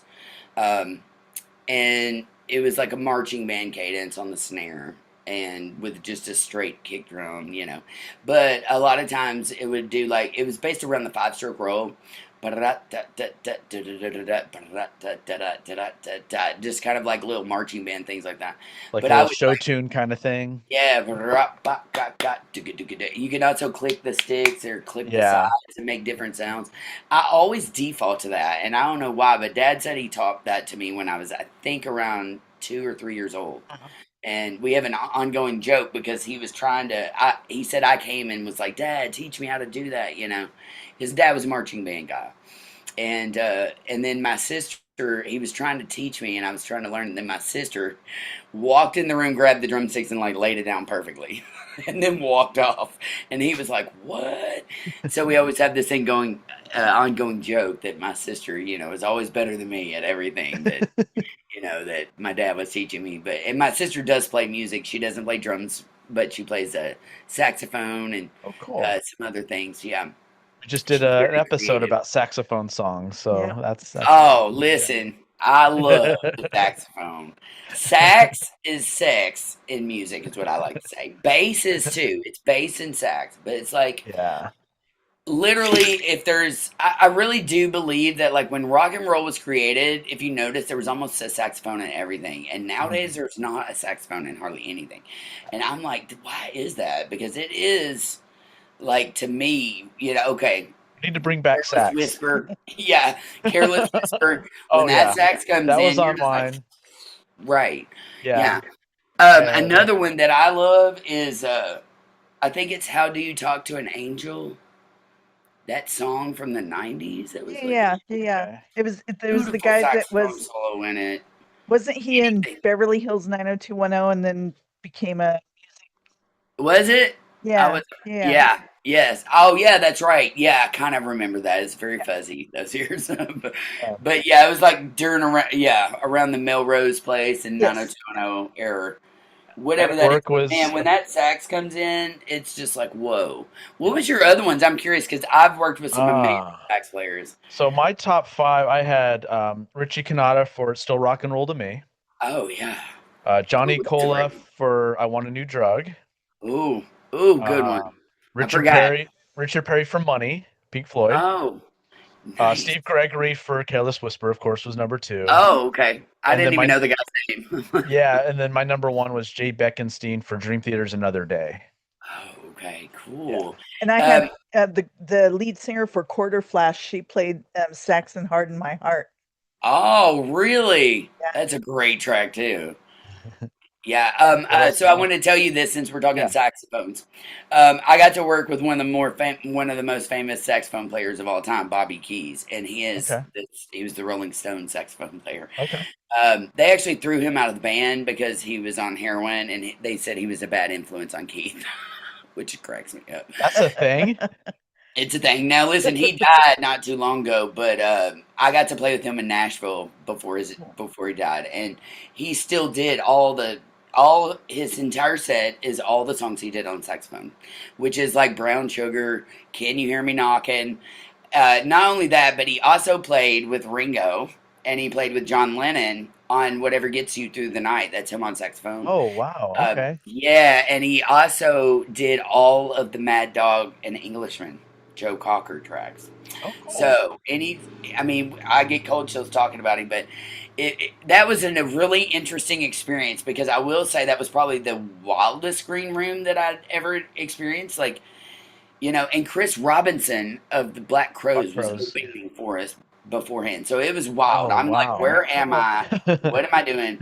I was just hired to play backup congas and percussion on a lot of this stuff. I happened to be in Nashville that day, and some of the guys in the band were from Louisville, and they knew me, and the drummer especially. And he was like, "Man, are you going to be in Nashville? We really need a conga player, and we really need like percussion.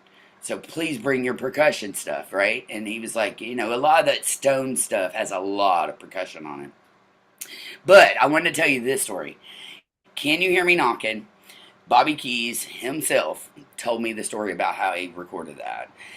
They were partying all night. They were wasted in the recording studio. Bobby had passed out over here. They're still tracking. They're tracking Can You Hear Me Knocking? The famous Stones track, which I think is on Sticky Fingers, isn't it?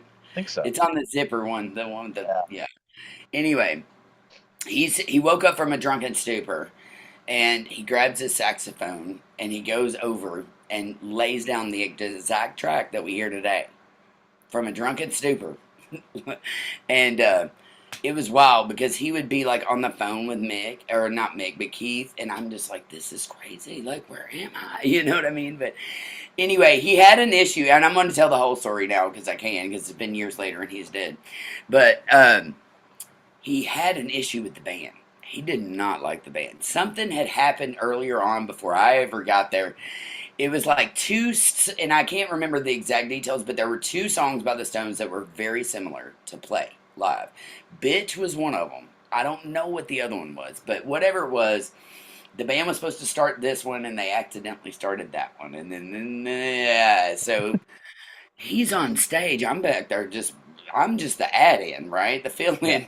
I'm Yeah. playing conga, and he's like turning around, cussing out the band, like cussing out the band on stage live, and I'm just like, ooh, like I'm just playing my part, I'm like, please just get me through this. And I had made my little set list with all my notes and stuff, and we only got one real quick rehearsal, and it was like earlier in the day, and it was like maybe 30 minutes. Dude amazing sax player. Amazing. He was still like 80 and like his face would like Louis Armstrong like blow up and get real red, and his veins would be sticking out. And he'd be playing that saxophone and never miss a note. But anyway, after we were done, we go back in the back, and he's like, "I want to talk to the band." He was so mad, and I was like, "Oh God!" Like, I was so nervous. So he's like ripping the whole band a new asshole, and then he's like, "But you," and he's like pointing at me, and I'm like, "Oh God!" And he was like, "I love you." And he comes over and he goes, "Where's your set list?" And he autographs it. Oh, cool. I love you, Bobby Keys. And so I have that framed now, and it's at my dad's, but it used to hang in my drum studio. And That's I cool. was like, with all my like notes of like what to play and what percussion to grab. And I was so, dude, I'm telling you, I was terrified because I knew the other guys. And I was Yeah. just like, oh shit. You know what I mean? Like, it was an amazing experience, but I was like, dang. And there were some of them. He went on to play a couple more shows after that before he died, but I was like, I will never forget that because Yeah. I'm just like, and so now every time I hear "Can You Hear Me Knocking" or any of the Stones, Brown Sugar, like all of those have every Stones song has like a sax solo in it almost. Um, but yeah, I mean, look up his list at some point. Bobby Keys is his name, Okay. and I mean anything that came out of the '60s, you know what I'm saying, or '70s, that was pretty much him on sax. If it came from like the Stones era type stuff, but yeah, he had worked with all those English guys, and I forget what other songs, but he had toured with Lennon at one point, John Lennon. And yeah, look it up and see. Yeah, he died in Franklin, Tennessee in 2014. So, Yeah, I would say our gig was like 2012. It was right before he died. oh yeah, wow. Joe Cocker, George Harrison. Yeah, look at all those songs. You'll know every single one of them. You'll be like, whoa. Yeah. And so his set list was Carly literally all of Simon, those. Oh yeah, Carly Simon, Eric Clapton.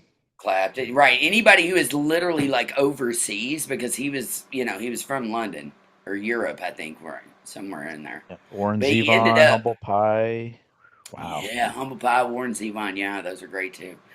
I mean, just literally, now you'll go like, wow. And he literally on my list is one of my top saxophone players of all time, just because Another I guy got that to played play with with him. Donovan. Right. Yeah, yeah.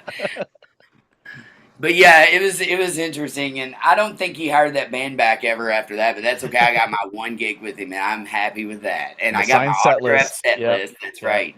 And you know what? He could have hated everybody, but he sure loved me. And I don't know what I was doing. I literally was just playing conga, you know, or Is that your gyro sometimes. yeah, is that your favorite thing to collect at shows is set lists? Is that something you seek out if you can? I don't mean to. It's just kind of funny that I end up with them, but I don't Yeah. know. I mean, I love to collect drumsticks if I can get them, but they're Yeah. hard Yeah, to yeah, get. yeah. I've gotten some though. My ex partner too. We went to see Rihanna, and she caught a Rihanna drumstick, which was kind of interesting. I didn't know it, but evidently Rihanna plays the timbales live at Oh, her shows. Yeah, and those very are similar to fun. Keith Lee. I Timbales know. are I fun. love Yeah. timbales. I do. Yeah. My dad has a set of timbales, and then he's got baby timbales. They're like Okay. two little baby ones that sit on top of the big I'll ones, sometimes tune my high toms to kind of mimic like that a too. timbale. Yeah, Yeah. I make them a yeah. little looser so they ring out a little more. So, but Well, they're concert toms, so they only ring out so much anyway. But yeah. Well, I was gonna say, I just watched the interview with Sheila E. And when she came out, that was her thing. She played timbales in front, in front of the band, and the record label was turning her down because they were like, you know, well, but who else does something like this? And she's like, exactly, that's the point. Like, I'm the only one that does this. Like, nobody does it. And they were like, yeah, but because record labels always want to compare you to other things. And I don't understand that. You know what I mean? They're like, instead of somebody doing something completely original and it being amazing, they were like, well, but who else has done that? And kind of like I understand that too, not only from the Sheila perspective, but just from being a drummer who doesn't really sing but kind of raps in my stuff. Like when I started doing that, there was nobody doing that. Nobody rapped and played drums, especially in the women's music scene, Mhm. and so I kind of was a fan of I loved the hip hop stuff, but I also loved the rap rock. You know, when that little rap rock era happened in '90s or whatever it was, where everybody was trying to which I consider the Chili Peppers kind of that too, because he kind of has a rapping style to his vocals. Yeah. But anyway, but then the record industry people would say, well, give me an example of somebody who's similar to that, and you're like, nobody. Yeah. And that's what I want. I would more want the original type of Exactly. stuff. But Yeah. but yeah, they turned down Sheely evidently like multiple times because they were like, tell us another female that plays timbales and fronts her own band. And she was like, there's nobody that does that. And not only that, but she was in like high heels, kicking cymbals, and like just doing stuff that Yeah. was different. And Yeah. to me, that's what I want to see. I want to see the different stuff. I want it to be different. I don't want all my singers to sound the same. You know, a lot of, and I think Nashville more than anybody gets caught in that. Yeah, especially, I'm gonna get dog on the bro country for a little bit. I call it bro country. It's like I could close my eyes and every one of them sound the same, and they all are singing about the same stuff. And what cracks me up is none of them are really going to a farm. They're all going to these multi-million-dollar houses that are like fenced off, but they're singing about, you know, milking cows. And I'm like, honey, please, Yeah. like, to I be real country is one thing, but I call know. it cookie country. Like it cookie is cutter, cookie country. Yeah, it is. I call it bro country or Yeah, I whatever. get that too. Yeah. Yeah. The girls are getting a little bit more now, where they're a little different, but I feel like they tried to pinpoint the girls in that category too. Yeah. Yeah, they want them all to kind of sound similar, and I think no, we are original people, and we have the internet now, and Mhm. I mean, we made Adele famous. Now Adele was not your normal looking lead singer when she first started, but we could all recognize that she had talent. Like she had vocal talent. So I don't know. It was different. I want my girls to sound different. I want my guys to sound different. I want it to be different than something Yeah. that's already been I want, there. I want variety, not the Yeah, same there's thing. only one Hank Williams singer. You know what I'm saying? And a lot of people try to mimic it, and I can always see a mimic versus something real. And I think that's honestly, talking about when Bev was on The Voice, I think that's why the Voice was so interesting.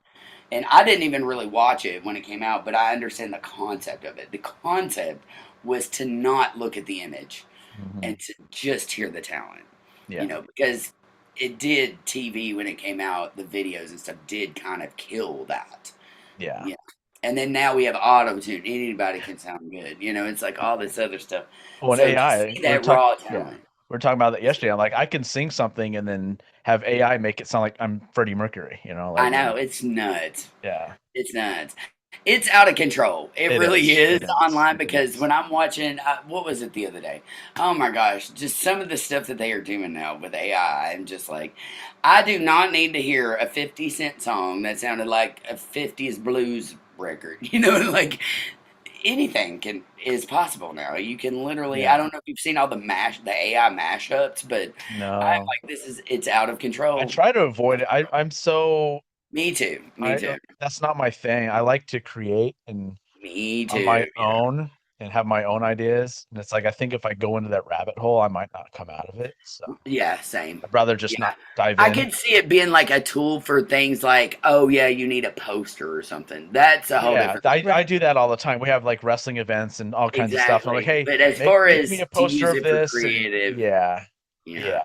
When it gets into like my art, like mhm, I just can't do it. I yeah. don't need And going the whole song. it's going to be interesting to see where it goes from here. I mean, where else could it go from here at this point? In my opinion, like I just don't know. I never thought I'd see AI. But go ahead, go ahead. Who do you think is the best metal drummer? Ooh, gosh, that's so hard. There's so many. Are we talking like old school metal or Just any. new? I mean, do you consider like the Iron Maiden's metal? I guess you Oh would. yeah, Like I love McBrain. Is it McBrain? Nico, McBride? yeah, yeah. Nico, Yeah. yeah. I can never say his name. I love that guy. And Gosh, let me think. he's always drumming with a smile on his face. Yeah. Also, you talked about Portnoy. I'm a big fan of his. Like, I love his drumming. I'm trying to think of some other metal drummers. I mean, when I was younger, I wouldn't consider metal, but Lars was a big thing. Everybody gets on a Lars train, but I was a big fan of Lars. Like, I don't know why everybody gives him such a hard time. I actually loved most of his drum parts. Like, one is classic on drums. So wouldn't you think? I mean, Yeah. so we started there, and I was more into Metallica when they were in the Cliff Burton years, like the early years, because I was in marching band then, and we were drum set. It was more about the metal kind of stuff. Um, but man, I also love some of the girl drummers, like the girl from Mercedes from Kitty. Like, she is amazing. She's kind of metal. You know what I'm saying? Like, I don't know. There's so many good ones. It's hard to say, but especially today, even like Jay, Yeah. Ray, Ray, like all of Ray, those guys. I mean, all Ray. of them. Yeah. Ray is. I mean, I've stood right next to him watching him give a clinic, and just I Corn get just chills again. Corn just released a new song, and the it starts off with drums, and it's totally different than anything Ray's done with Corn, and it sounds really Really. cool. I liked it. Oh, I mean, I'm sure I'll like it because I love everything they do. But a lot of those guys, who's the dude from Anthrax too? I always Charlie liked him. Benanti. Yeah, Charlie. I always loved him. I don't know, man. I love them all. I really don't judge, but I like. It's hard to say one's better than the other, because it is all opinion. But Yeah. Yeah. Yeah. yeah. Then my next one is, who's the best country drummer? Ooh, now listen. I might get in trouble. Let's say you're gonna get her in trouble. Man, I like a lot of them. So I would definitely say Jim is one of my tops because I've sat next to him and studied Yeah. under him, and he definitely brings a lot more rock and roll to the country. Let me think though. Of course, I grew up around Fred Young. Now, Fred Young is the drummer for the Kentucky Headhunters, and he is a beast. And he is more of a rock guy. He's the guy that wears the coonskin hat, and he's got the beard down to here, and he plays the same 20. I think he plays a 28-inch kick drum, and that used to be Oh, his high wow. school marching band bass drum at some point, and because it has Metcalfe County on it. I came from the next county over from the Headhunters, so and they were getting really big when I was younger. So for country, I mean, he was more of a rocker too. A lot of the country drummers, and I wanted to tell y'all this because this is our subject right now. But back when I worked at Mom's Music, the guy Marvin Maxwell. By the way, he is fascinating. If you could ever get an interview with him, you should. He's older now, but he has toured with everybody, and he ran the drum shop in Louisville there for years. All of his kids drum, his kids drum, like huge drumming family. He told me this story about why he believes that rock and roll invaded country, and that now more, if you listen to country without the vocals, it's literally rock and roll now. Yeah. Back in the day, there weren't a lot of drums in country music. It was a lot of tapping, a very light snare drum train beat or something like Yeah, that. like the There was Johnny not Cash a stuff lot. and all that. Right. Yeah. It wasn't until the 70s into the 80s when that started to happen on the drums. Mhm. Also, by the way, while I'm thinking about it, I want to give a shout out to Eddie Bayer. He's probably another Love one. Eddie Bayer. Okay. Yes. So Jim is really good friends with him. Oh, And cool. Eddie is now the house drummer at the Grand Ole Opry. Oh, And cool. so Good for Jim him. goes and fills in sometimes, but Eddie has literally, when I was a kid listening to country music, every record I would turn on the back and it would literally say Eddie Bayer on drums. Yeah. And I was like, remembered his name, and I couldn't even tell you what he looks like. I used to tell you read the about truth. him all the time in Modern Drummer, and I'm like, oh, I'm gonna check this Yeah. dude out because he's done a lot of stuff. Oh And my yeah, gosh, look up his list. I mean, it's Yeah. everything from the Yeah. Judds to Eddie Rabbit, all the way back to like Barbara Mandrell and all this stuff, and just like the hits. It's just hit after hit after. He was the main go-to drummer in Nashville for everything. He's like the Hal Blaine of country for He sure. totally Yeah. is the Hal Yeah. Blaine of country. That's a great way to describe it. But anyway, yeah. So back to the Marvin story. He believes in the 1970s, a lot of the drummers that were out in California playing rock and roll music were starting to lose gigs. The rock and roll scene had kind of started to kind of die down, and it was starting to, country has always had its own scene, and so a lot of the drummers that were in the rock groups started flooding into Nashville for work, and so once that happened, if you notice in the musical style, it started to get a lot more rock and roll. And if you listen to a lot of those early like Waylon Jennings and Willie Nelson tracks, their drumming is off the charts, man. I mean, like, or listen to, I think I'll just stay here and drink by Merle Haggard. I mean, there is some rock and I learned six tuplets, those fast triplets from that song. Merle Haggard's I think I'll just stay here and drink. There's a part in the middle where he's like, break it down now, and the drums like because I learned a lot of my fills from country because that's where I came from, Kentucky. Yeah. Obviously, Dad was rock and roll, but Mom loved country, and country was a big, So yeah, I don't know, but I kind of believe him on that, and he knows a lot, but he believes that because of the lack of work in California and the upgrade in work in Nashville, that a lot of the drummers ended up going to Nashville. Most of them were rock and roll. They were not country drummers. And then they started, getting in bands and whatnot. And then all of a sudden you have, like, in the 80s country, you really are getting, like, some of the rock and roll drumming. I mean, even some of the Dolly Parton tracks, are rock on drums. Listen to Devil Went Down to Georgia. That's the most metal country song there is. 100%. I think metal and country are a lot alike. I mean, They are. metal and bluegrass are definitely a lot alike because they're virtuoso genres. Like, you have to be a virtuoso to play metal well.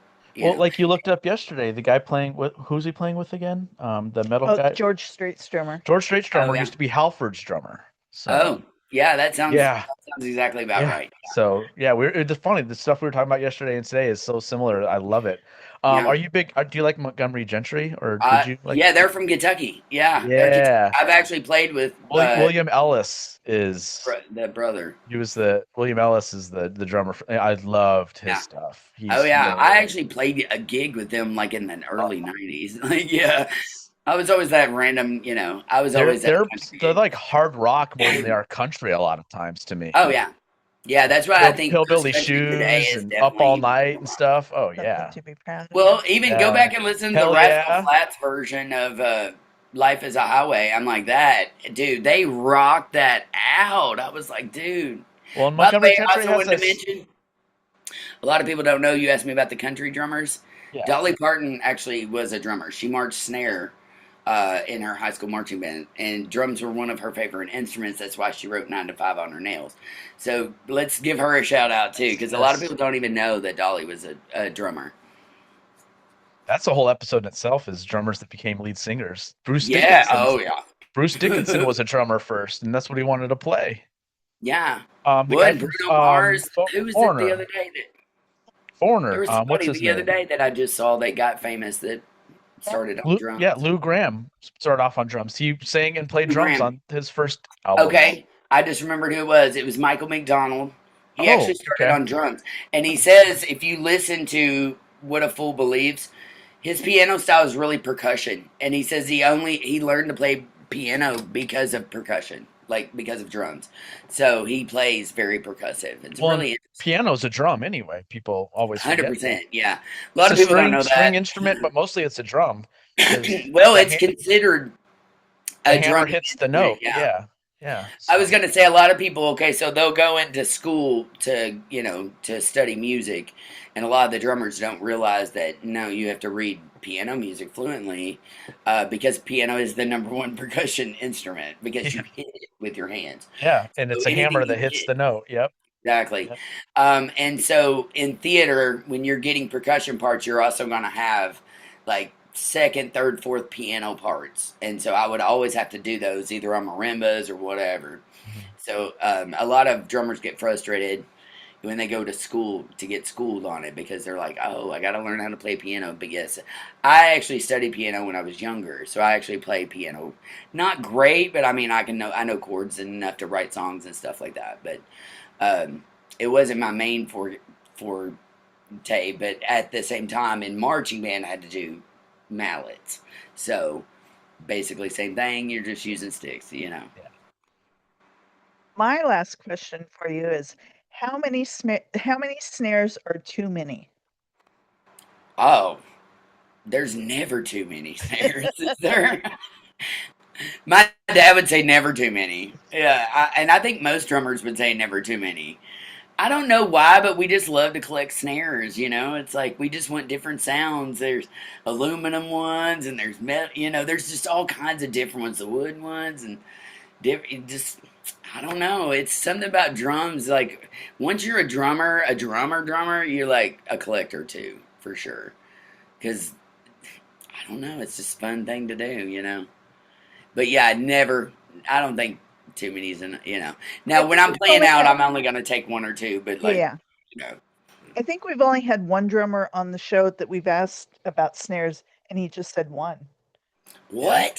Yeah, didn't the drummer say just one? Oh yeah, Yeah, yeah, yeah, yeah. yeah. Yeah. Just Everybody else is like, oh, I have more what's than Well, he like do when 30. that one breaks or yeah. something? Right. It's like when we had Jordan on, and behind him was like 30 snares. Like, are those yours? He's like, yep. I'm like, Yeah. nice. Yeah. I've got friends that are collectors that, man, I mean, they have hundreds, and I get overwhelmed a little bit when it gets too many, but I'm just like, you can never have enough. You know what I'm saying? Yeah. Like, I mean, it's 30, like 30 is a gongs to me. I good. want to collect every gong there is, Yeah, or yeah. Same every with drum. cymbals. Yes. Cymbals, like so many different Yeah. things you can do. Yeah. Yeah, my dad's a big cymbal dude. He loves cymbals. And I do too. I'm a fan. And I just, by the way, just added like a couple little splashes to my Oh, set too. cool. Like a Splash. little 10 and a 12. And I'd love to get some more of I love the effects cymbals. I haven't Yes. really Yeah. got into collecting those yet, but I need to. I have I think a Those are that's gonna so be my next pretty thing. I have a little by bell themselves. that Oh it, yeah, I where love the you bell. hit it, it makes different sounds, but it's just a bell, and you hit the Yeah, tip of it, and it rings out more. The other part sounds like the bell of the ride, and all kinds of stuff. So I love that's I love super rad. multitasking cymbals too. So Me too, yeah. yeah, I just honestly, I'd been going through so much life stuff with the health stuff that lifting and moving things was not like at the top of my agenda. But now that I'm getting a lot better, and I do believe taking that gig is helping me a lot. Like, even though it's a Good. struggle sometimes, it's fun and it goes really quick. I know all the songs, and it's just like, I was going to tell you this last night after I got home. I'm laying in bed and I could just feel the nerves in these fingers. Because remember, I don't feel like these three Right. fingers. yeah, Yeah. I can just feel the nerves. Like, I don't know if they're regenerating or what, but they're like they're moving. I can just feel them like moving. nice. And then my leg, sometimes I'll get my right leg, no, left leg, will get restless legs sometimes at night after I Mhm. play for a long period of time. It's like those muscles hadn't been used and now I'm using them. And so when I lay in bed at night, they want to like kick like that. Um, It's take weird. take magnesium. I Will will. help I will. with that. I've been Will trying help with that. everything. Yes. Magnesium complex is the one we like, and it helps a Okay. lot with that because I get With that the too. And restless leg. yes, and it I had helps never had it before and tremendously. talk about, Yeah. but since I've been playing again, I've been getting it quite a Yeah, bit. I highly recommend that. Yeah, magnesium Okay. complex. It'll help tremendously with that. So, Excellent. Well, I yeah, appreciate that because yeah, at this point, I definitely want to do more herbal and yeah. more natural kind of stuff What because what's the meds are throne do awful. you use? Throne, Yeah. I've got a pork pie, Okay. the ones that contour to your backside. That's like, Okay. Okay. now listen, it's pink sparkle, and I No. didn't choose that. Well, because with what your injury and stuff, Yeah. throne is the most important thing you can Oh, probably have. So 100%. yeah. Yes. So Yeah, and for any drummers out there, I just definitely want to emphasize if you have any back trouble, definitely invest in a great throne because I yes. still have a slipped L1, 2, and 3. And so playing drums is not hard to me. It's literally sitting on the throne for that long period of time. Yeah. And I didn't realize that until I did the Rocky Horror Show back to back. Mhm. Those two shows I told you I did back to back on Halloween was like the next day I almost felt like I couldn't walk. Like I was bent over and I could not like straighten my back up. And I finally realized it was the throne. I hadn't sat on my really good throne that night. And so now I try to make it a point. But there was one that came into a drum shop a long time ago that was a pork pie that somebody was doing a trade in, and I bought it for super cheap. And I love it. And I would love to get even a new one. And I would like to try maybe those weird split ones. Have you seen those? Yeah. I was One also gonna cheek over say, here and one cheek over here. Tama makes one called, I think, the First Class or something like that. I've heard Mhm. that's really comfortable too, and it keeps you more Ooh, upright and sitting better in it as yeah. well. So maybe My look dad into likes the that. ones with the backs on them, but I don't like the Yeah. back by mine. I just like to. I I just feel just like I'm want gonna hit something my elbow comfortable. on it or something and lose a stick, or it's just because because I play really animated and sometimes my arms Yeah, will go back and I'm like, yeah, I'm afraid I'm gonna hit that and yeah, something bad's gonna happen, so I'd rather not have it too. But yeah. yeah, I mean, there's so much out there, and I know yeah, it's crazy, and again, that drum show is like great for that because all those guys are there. The mhm, throne companies, the cymbal yeah, companies, everything, the stuff you don't even think about. In ear companies, yes, Um, yeah, by the way, one of the things they had last year that I am obsessed with and I really want to get is they had some kind of projection system that would go from your phone and it would project your music onto your tom. It was oh, crazy. nice, Yeah, and so okay, you didn't ever have to have a stand or music.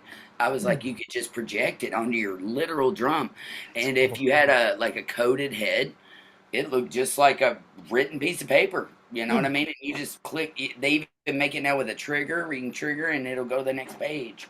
Like you can hit something to make it do that. that's It's cool. wild. Yeah, some of the inventions that they come up with are just that's what I like to see the newer stuff. I love Uh, that stuff. and then you have the classics there too. And then you have not only that, but you also have the drum magazine companies. Anybody who's promoting drums is there, literally. Okay. Yeah. You said it's in July. July. Yeah, Okay, sorry, I'm cool. bringing my Oh, water you're in. good. You're good. Yeah, we'll look in. Send us the info. We'll look into it. I See if we will. can get out there. I Because I will. mean, As soon as we're done today, I've got to run into town, but as soon as I'm done with that, I will yeah, be back and I yeah. will give y'all all the information about that. And I promise you, we need to schedule a gig or a gig. Of course, I call it a gig. Schedule a one time when I'm not gigging the night before because I thought about that and I was like, I would love to do one from my dad's Okay, drum. okay. He's about an hour away from me, so I have to take some planning. But it'd be cool because I want to show y'all the gong that's there. Yeah. He's got a gong that is over 3,000 years old that hung in a Buddhist monk temple, Shaolin monk temple. Well, and if he'd Wow. like to come on and make a little appearance too, that'd be a lot Oh of yeah, fun. that'd be. Oh, Also, he might. He and might. what would be Dad's fun real too? shy, but he does like the Yeah, promotion even if it's like aspect. 5 or 10 minutes, and he just says something, and he can just, if he's not Yeah, comfortable, just that'd be yeah. fun too. And I was It'd be also super cool thinking, because it is a daughter, father yeah, drumming kind and of I thing. could bring So. my percussion stuff in because I got that new little thing where I have the little mallet. Yeah. I'll Oh, bring some cool. percussion stuff in next time. We can Are just you talking jam. about a hang drum? Because I was like, those little things that I'll, make the you know what? I'll beautiful go grab it sounds. real quick. Yeah, I want to Yeah. see it. It makes the prettiest sound and it was not expensive at all. I bet it's a hang drum because I'm obsessed with those. They're like the healing meditation drums. Is sort of It's like big. that, yeah.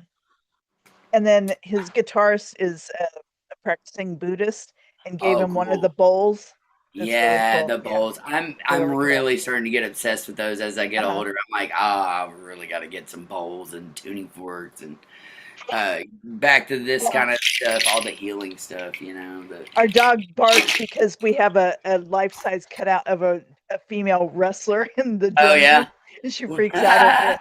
I love that y'all love wrestling. I used to be so into wrestling. Like I haven't been into it in a minute, but growing up, I would hire people who could get the when it did the pay per view, Yeah. and they would bring me the VHS cassette tape to the Uh-huh. house, like for like $5, and I could watch all the pay per view wrestling. Uh-huh.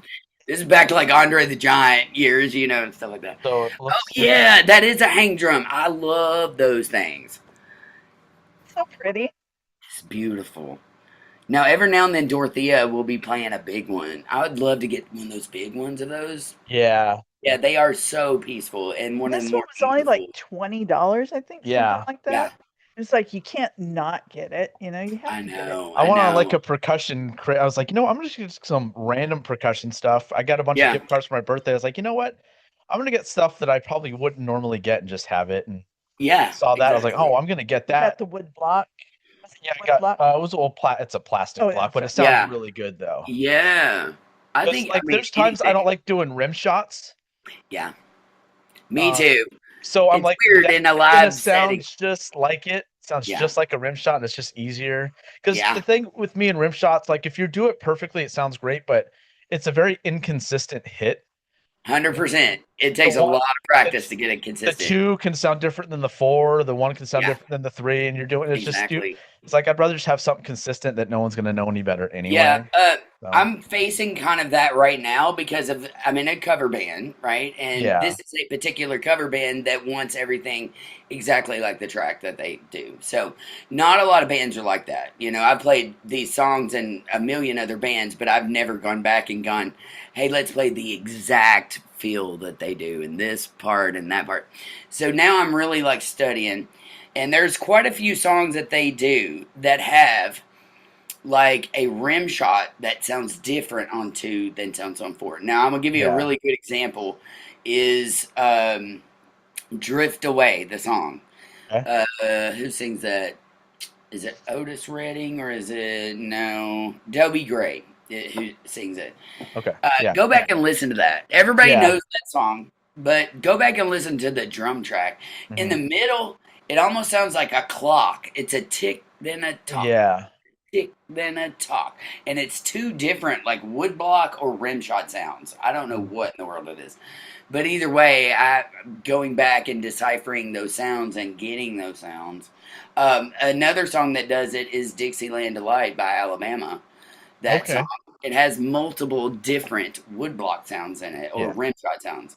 Yeah. And so I want to be able to create it exactly like it is. So going back to either getting the little woodblock plastic things or Hmm. finding the sound somehow. Yeah. But there's a lot of Plus, interesting percussion in some of the stuff that they're doing, and I'm yeah. trying to go back and grab those. Billy Squire and all of his stuff, they're sound effects Yeah. Yeah. Yeah. and all these things. Yeah. Uh, Even the beginning of the My Kind of Lover, it's got that sound. It Yeah. sounds like a choke, which you can do it live, but Yeah. it's kind of like a sound effect, really. Exactly. Yeah. So that, and also, I've started to notice in just simple songs like "Hurt So Good" by John Mellencamp. That's a great track, Penny right? Aronoff. Yep. I think it's that one. I hope I'm not wrong on this, but I kept playing it going, why doesn't mine sound right? It's Kenny Arnoff, right? Yep. And Oh I'm yeah. like, Oh yeah. mine just don't sound right. And I've gone back and I've deciphered the parts. I'm playing the So he parts right. plays behind the music in that one to help out a little bit. He plays a little Yeah. behind. Yeah. And not only that, but there's hand claps going on and stuff. Like you don't Yes. Yeah. realize a lot of times the On the snare Hey will Hays be or like something. layered. Yeah. Yeah. Yeah, and I was like, oh, it's those hand claps, or oh, it's this little Yeah. tambourine part here that's what it needed, And then once you Hmm. add that in, it sounds great. But Yeah. man, I was like, I wasn't used to having to decipher cover songs like that. But Hmm. I'm learning, every time I probably played Sweet Home Alabama incorrect my whole life. I didn't realize it had the kick in it. I just was always playing kick, kick, snare, kick, snare, kick, snare, kick, snare. Okay. Yeah. But it's kick, kick, snare, kick, snare, Yeah. kick, snare, kick, snare. It's Yeah. like different patterns, and just going back and going, wow, and it also goes back to the drummer who played it. Like, Yes. that's why I was like, oh, Artemis Pyle, dude. Like, Yeah. he ain't joking. Like, that is a great track on drums. Well, oh, that smell is so good. His drums are so good on that one. Oh yeah. Yeah, everything Leonard's getting Yeah. I'm a Yeah. huge fan of, yeah. Sure. And all that. And of course, I grew up in Kentucky, so Southern rock was a big thing. We do like Blackfoot, Hmm. we do ZZ Top, which is great. We were The just Texas talking about all Shuffle. the ZZ Yeah. Top stuff. Yeah, all those Yeah. shuffly things that they do. Yeah. We were talking about how hard LaGrange actually is, Where he's playing on the rims. yeah, it's like, and a lot of people think he's playing a double kick, but he's not. No, No. that's one foot. Like, Yeah. yeah, same thing with Bonham. A lot of the younger kids today, if they don't, until they start really deciphering them, people think he's playing on a double kick because it makes it easier. But no, they're Yeah. playing all that on one foot. You know what Yeah. I'm saying? And if you wanted to do it justice, like Jason Good does, time. Yeah. Good times, bad times. That's all one foot. oh Yeah. my gosh, one foot. It still kills me to this day, that track. Yeah. Like, and then I get on the internet and see a 3-year-old playing it like Oh, I know. 100% perfect. I'm like, Yeah. But they got to slow You it know? down on YouTube and learn it. We had to learn it the Yeah. hard way. So Exactly. Yeah. And when we learned it, we didn't even know if we were learning it right half the time. yeah, we're just hoping. I think that's that drum that he's hitting there or whatever. That's the hi-hats, I think. Yeah, Yeah. Well, and exactly. the best part about that Good Times Bad Times song though is the fact that Bonham thought he was mimicking Carmen Appice Yes. or a piece or however you say his name, and then he goes on tour with Yeah. him, and Carmen's like, "What are you doing?" And he's like, "I got it from you," and he's like, "No, you No, you didn't." didn't. He's like, "You totally did not hear that record right," you know, and so he had invented a whole nother way to do it. Like, Well, and look at it now. that's funny too that you bring that up because him and Carmine were always having bass drum size battles. Yeah, right. Yes, Because one time like Carmine was like a 24 and he's like, that's a 24. Well, I got to get a 26 now. right, right. It's like the Eventually, Tommy Lee too. yeah. Tommy Lee's like, I need a 30-inch, 42-inch. Like, how big do they make these kick drums nowadays? By No, the so way, I I remember. did want to tell you something about Carmine. Yes. This is hilarious. I was playing a gig in Mishawaka, Indiana, which is, I think it's the home of the little Irish guy. Anyway, Notre Dame. It's the home, Okay. Yeah. home around Notre Dame. I was playing a little blues club there. There's one of the oldest blues clubs in the history was there, and I don't know if it's still there anymore, but um, I was playing there one night with Kelly Ritchie, and it was a pretty rocking set. And this guy comes up to me afterwards, and he was a drummer, and he wanted to talk drums. He's like, do you know who Carmine Appice is? And I was like, oh yeah, He's like, dude. He goes, how long will you be here tearing down? And I was like, maybe an hour. He's like, I'm going to be right back. I got you a present, right? So he goes home while I'm loading up, and he comes back, and he gives me this, and I still have it. It's at my dad's, so if we do the next one at my dad's, Yeah. I'll show it to you. But it's Carmine, and he was coming out of a bathroom. It looked like it's got graffiti everywhere too, so it looked like a pretty like punk rock kind of bathroom. This guy must have been following him, not the guy that was with me, but whoever took the picture. And Carmen is like this in the picture. Like, look at him like he's gonna kill him, and he's flipping him off. And I don't know who got it, but at some point the guy was like, "You gotta have this," and I was like, "Sure." So it's a framed photo of Carmen flipping somebody off who was following him to the bathroom, and Nice. he's got his drumsticks with him. He must have been on like a break or something. But I always thought if I ever got to meet him, I wanted him to autograph it because it'd be hilarious. Oh Like, yeah. but I always collect stuff like that of the drummers to like hang in my drum studio. I have And a book signed by Carmine actually. oh, do you? Man, he's Personalized. Yeah, he's awesome. great. When he released his book, he did autograph copies and like I'm like, oh, okay, just have his autograph. No, he personalized mine for sure. So I'm like, That probably is did it to amazing. everyone, but yeah, it said to Justin, keep Yeah, rocking, Carmine. I was like, that's really cool that that he is personalized it. amazing. Because most of Yeah, the time it's just they just have a stack of books autographed and just send them right. out. And But they no, just it was yeah. had my name and everything in it. So it That's was why I really, know really y'all cool. will love like Ray because he is like those kind of guys. They're Oh just so yeah. out there. Even Jim as well. Like Mhm. they're amazing and they have Grammys and everything else. But Yeah. like at the end of the day, they're just like me and you. They want Yeah. to sit right here and talk about drums. Yeah. You know, Yeah. Send them and our way if you get anything. And yeah, I'm for trying my sure. best. And like I said, Yeah. Ray is always at that show, so I will definitely catch him this Yeah. year. Maybe Cool. send me some stuff that like some business cards or Yeah. something would be Yeah. Yeah. nice to have, and I will Okay. network it for you until you can get here. Okay. Yeah. Because I'm telling you, Greg Bissonette will be there. Like all of them, and I can't even remember, and half of them I don't even know because it's like unless you know them. Ant and Fig was there last time too. I'm trying to think. God, there's so many that I just am like. Eric Moore was there giving a clinic. So Ant and Fig You played got a a lot good with mix. Ace. Okay. He played David Letterman's band. Okay. So Yes. that's yeah. Yeah. Yeah, and I'm a big fan of all those guys who got to play the TV shows too. Like, I met Yeah. Vicki Randall. By the way, I forgot to tell you, Vicki Randall. She's the female drummer. She was with Mavis Staples, and she played on Lionel Richie's like on the Ceiling record, like in the Okay. '80s, Okay. whatever that one was. She was his female percussionist, but she was also in the Jay Leno show, and Oh, she was okay. a Oh, female okay. conga player around Yeah. the Yeah. Yeah. Okay. big old fro, and I mean, amazing. This chick plays everything and sings amazing.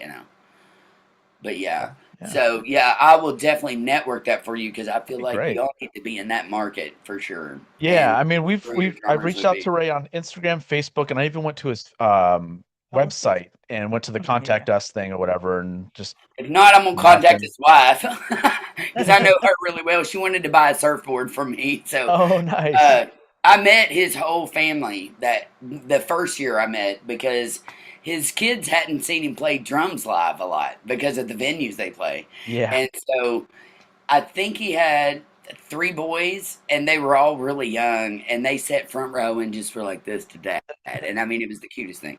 And so afterwards, when I got to meet him, I was telling him my story about the spinal cord injury, and he was like, "Dude, here, take all these drumsticks." And his wife was there, and so I got to networking with her, and she does. She runs a clothing company down in Nashville, and Yeah. she, Yeah. yeah, she is. It's like Happy Mother Trucker, I think is the name of it. Sounds about right. Happy Yeah. Mother Trucker. I Something remember like that. seeing that. Anyway, she's really cool. So I made friends with her and on social as well because of like just mutual interest and whatnot and the injury. And so anyway, but I own a 9.5 foot surfboard, and it's authentic. My dad got it for me, and he thought that it would go on top of my Volkswagen camper bus.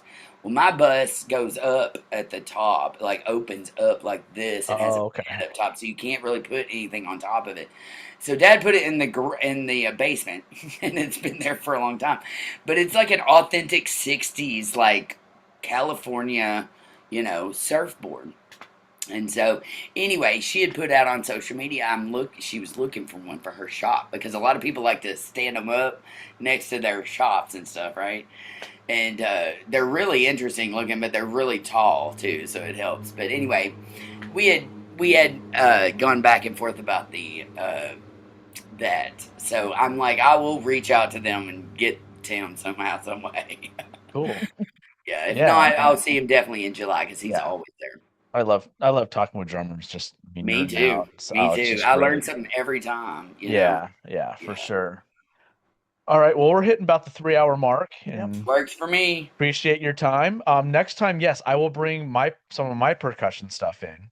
We'll see if we can get Yes, it from please your do. dad's drum room, and we'll just jam out. I'll give her some stuff she can play, and I always say this is the most annoying percussion item, other than the chimes. The Mark Tree. Yeah, I love the chimes, but I hate to transport them because I don't have a cover for them, and they're always like, they're oh, just there's ringing, chimes in ringing. every Yeah. song. Yeah, You're walking into a room that everyone just hears chimes because you can't just turn them off. So, exactly. Yeah, or and if every they're in time your car.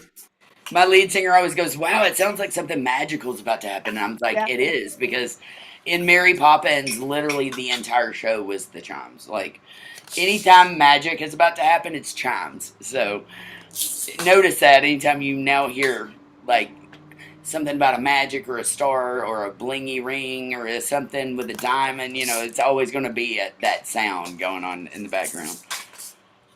Yeah, next time I'm gonna figure out what's going on with my slide whistle because this needs to work.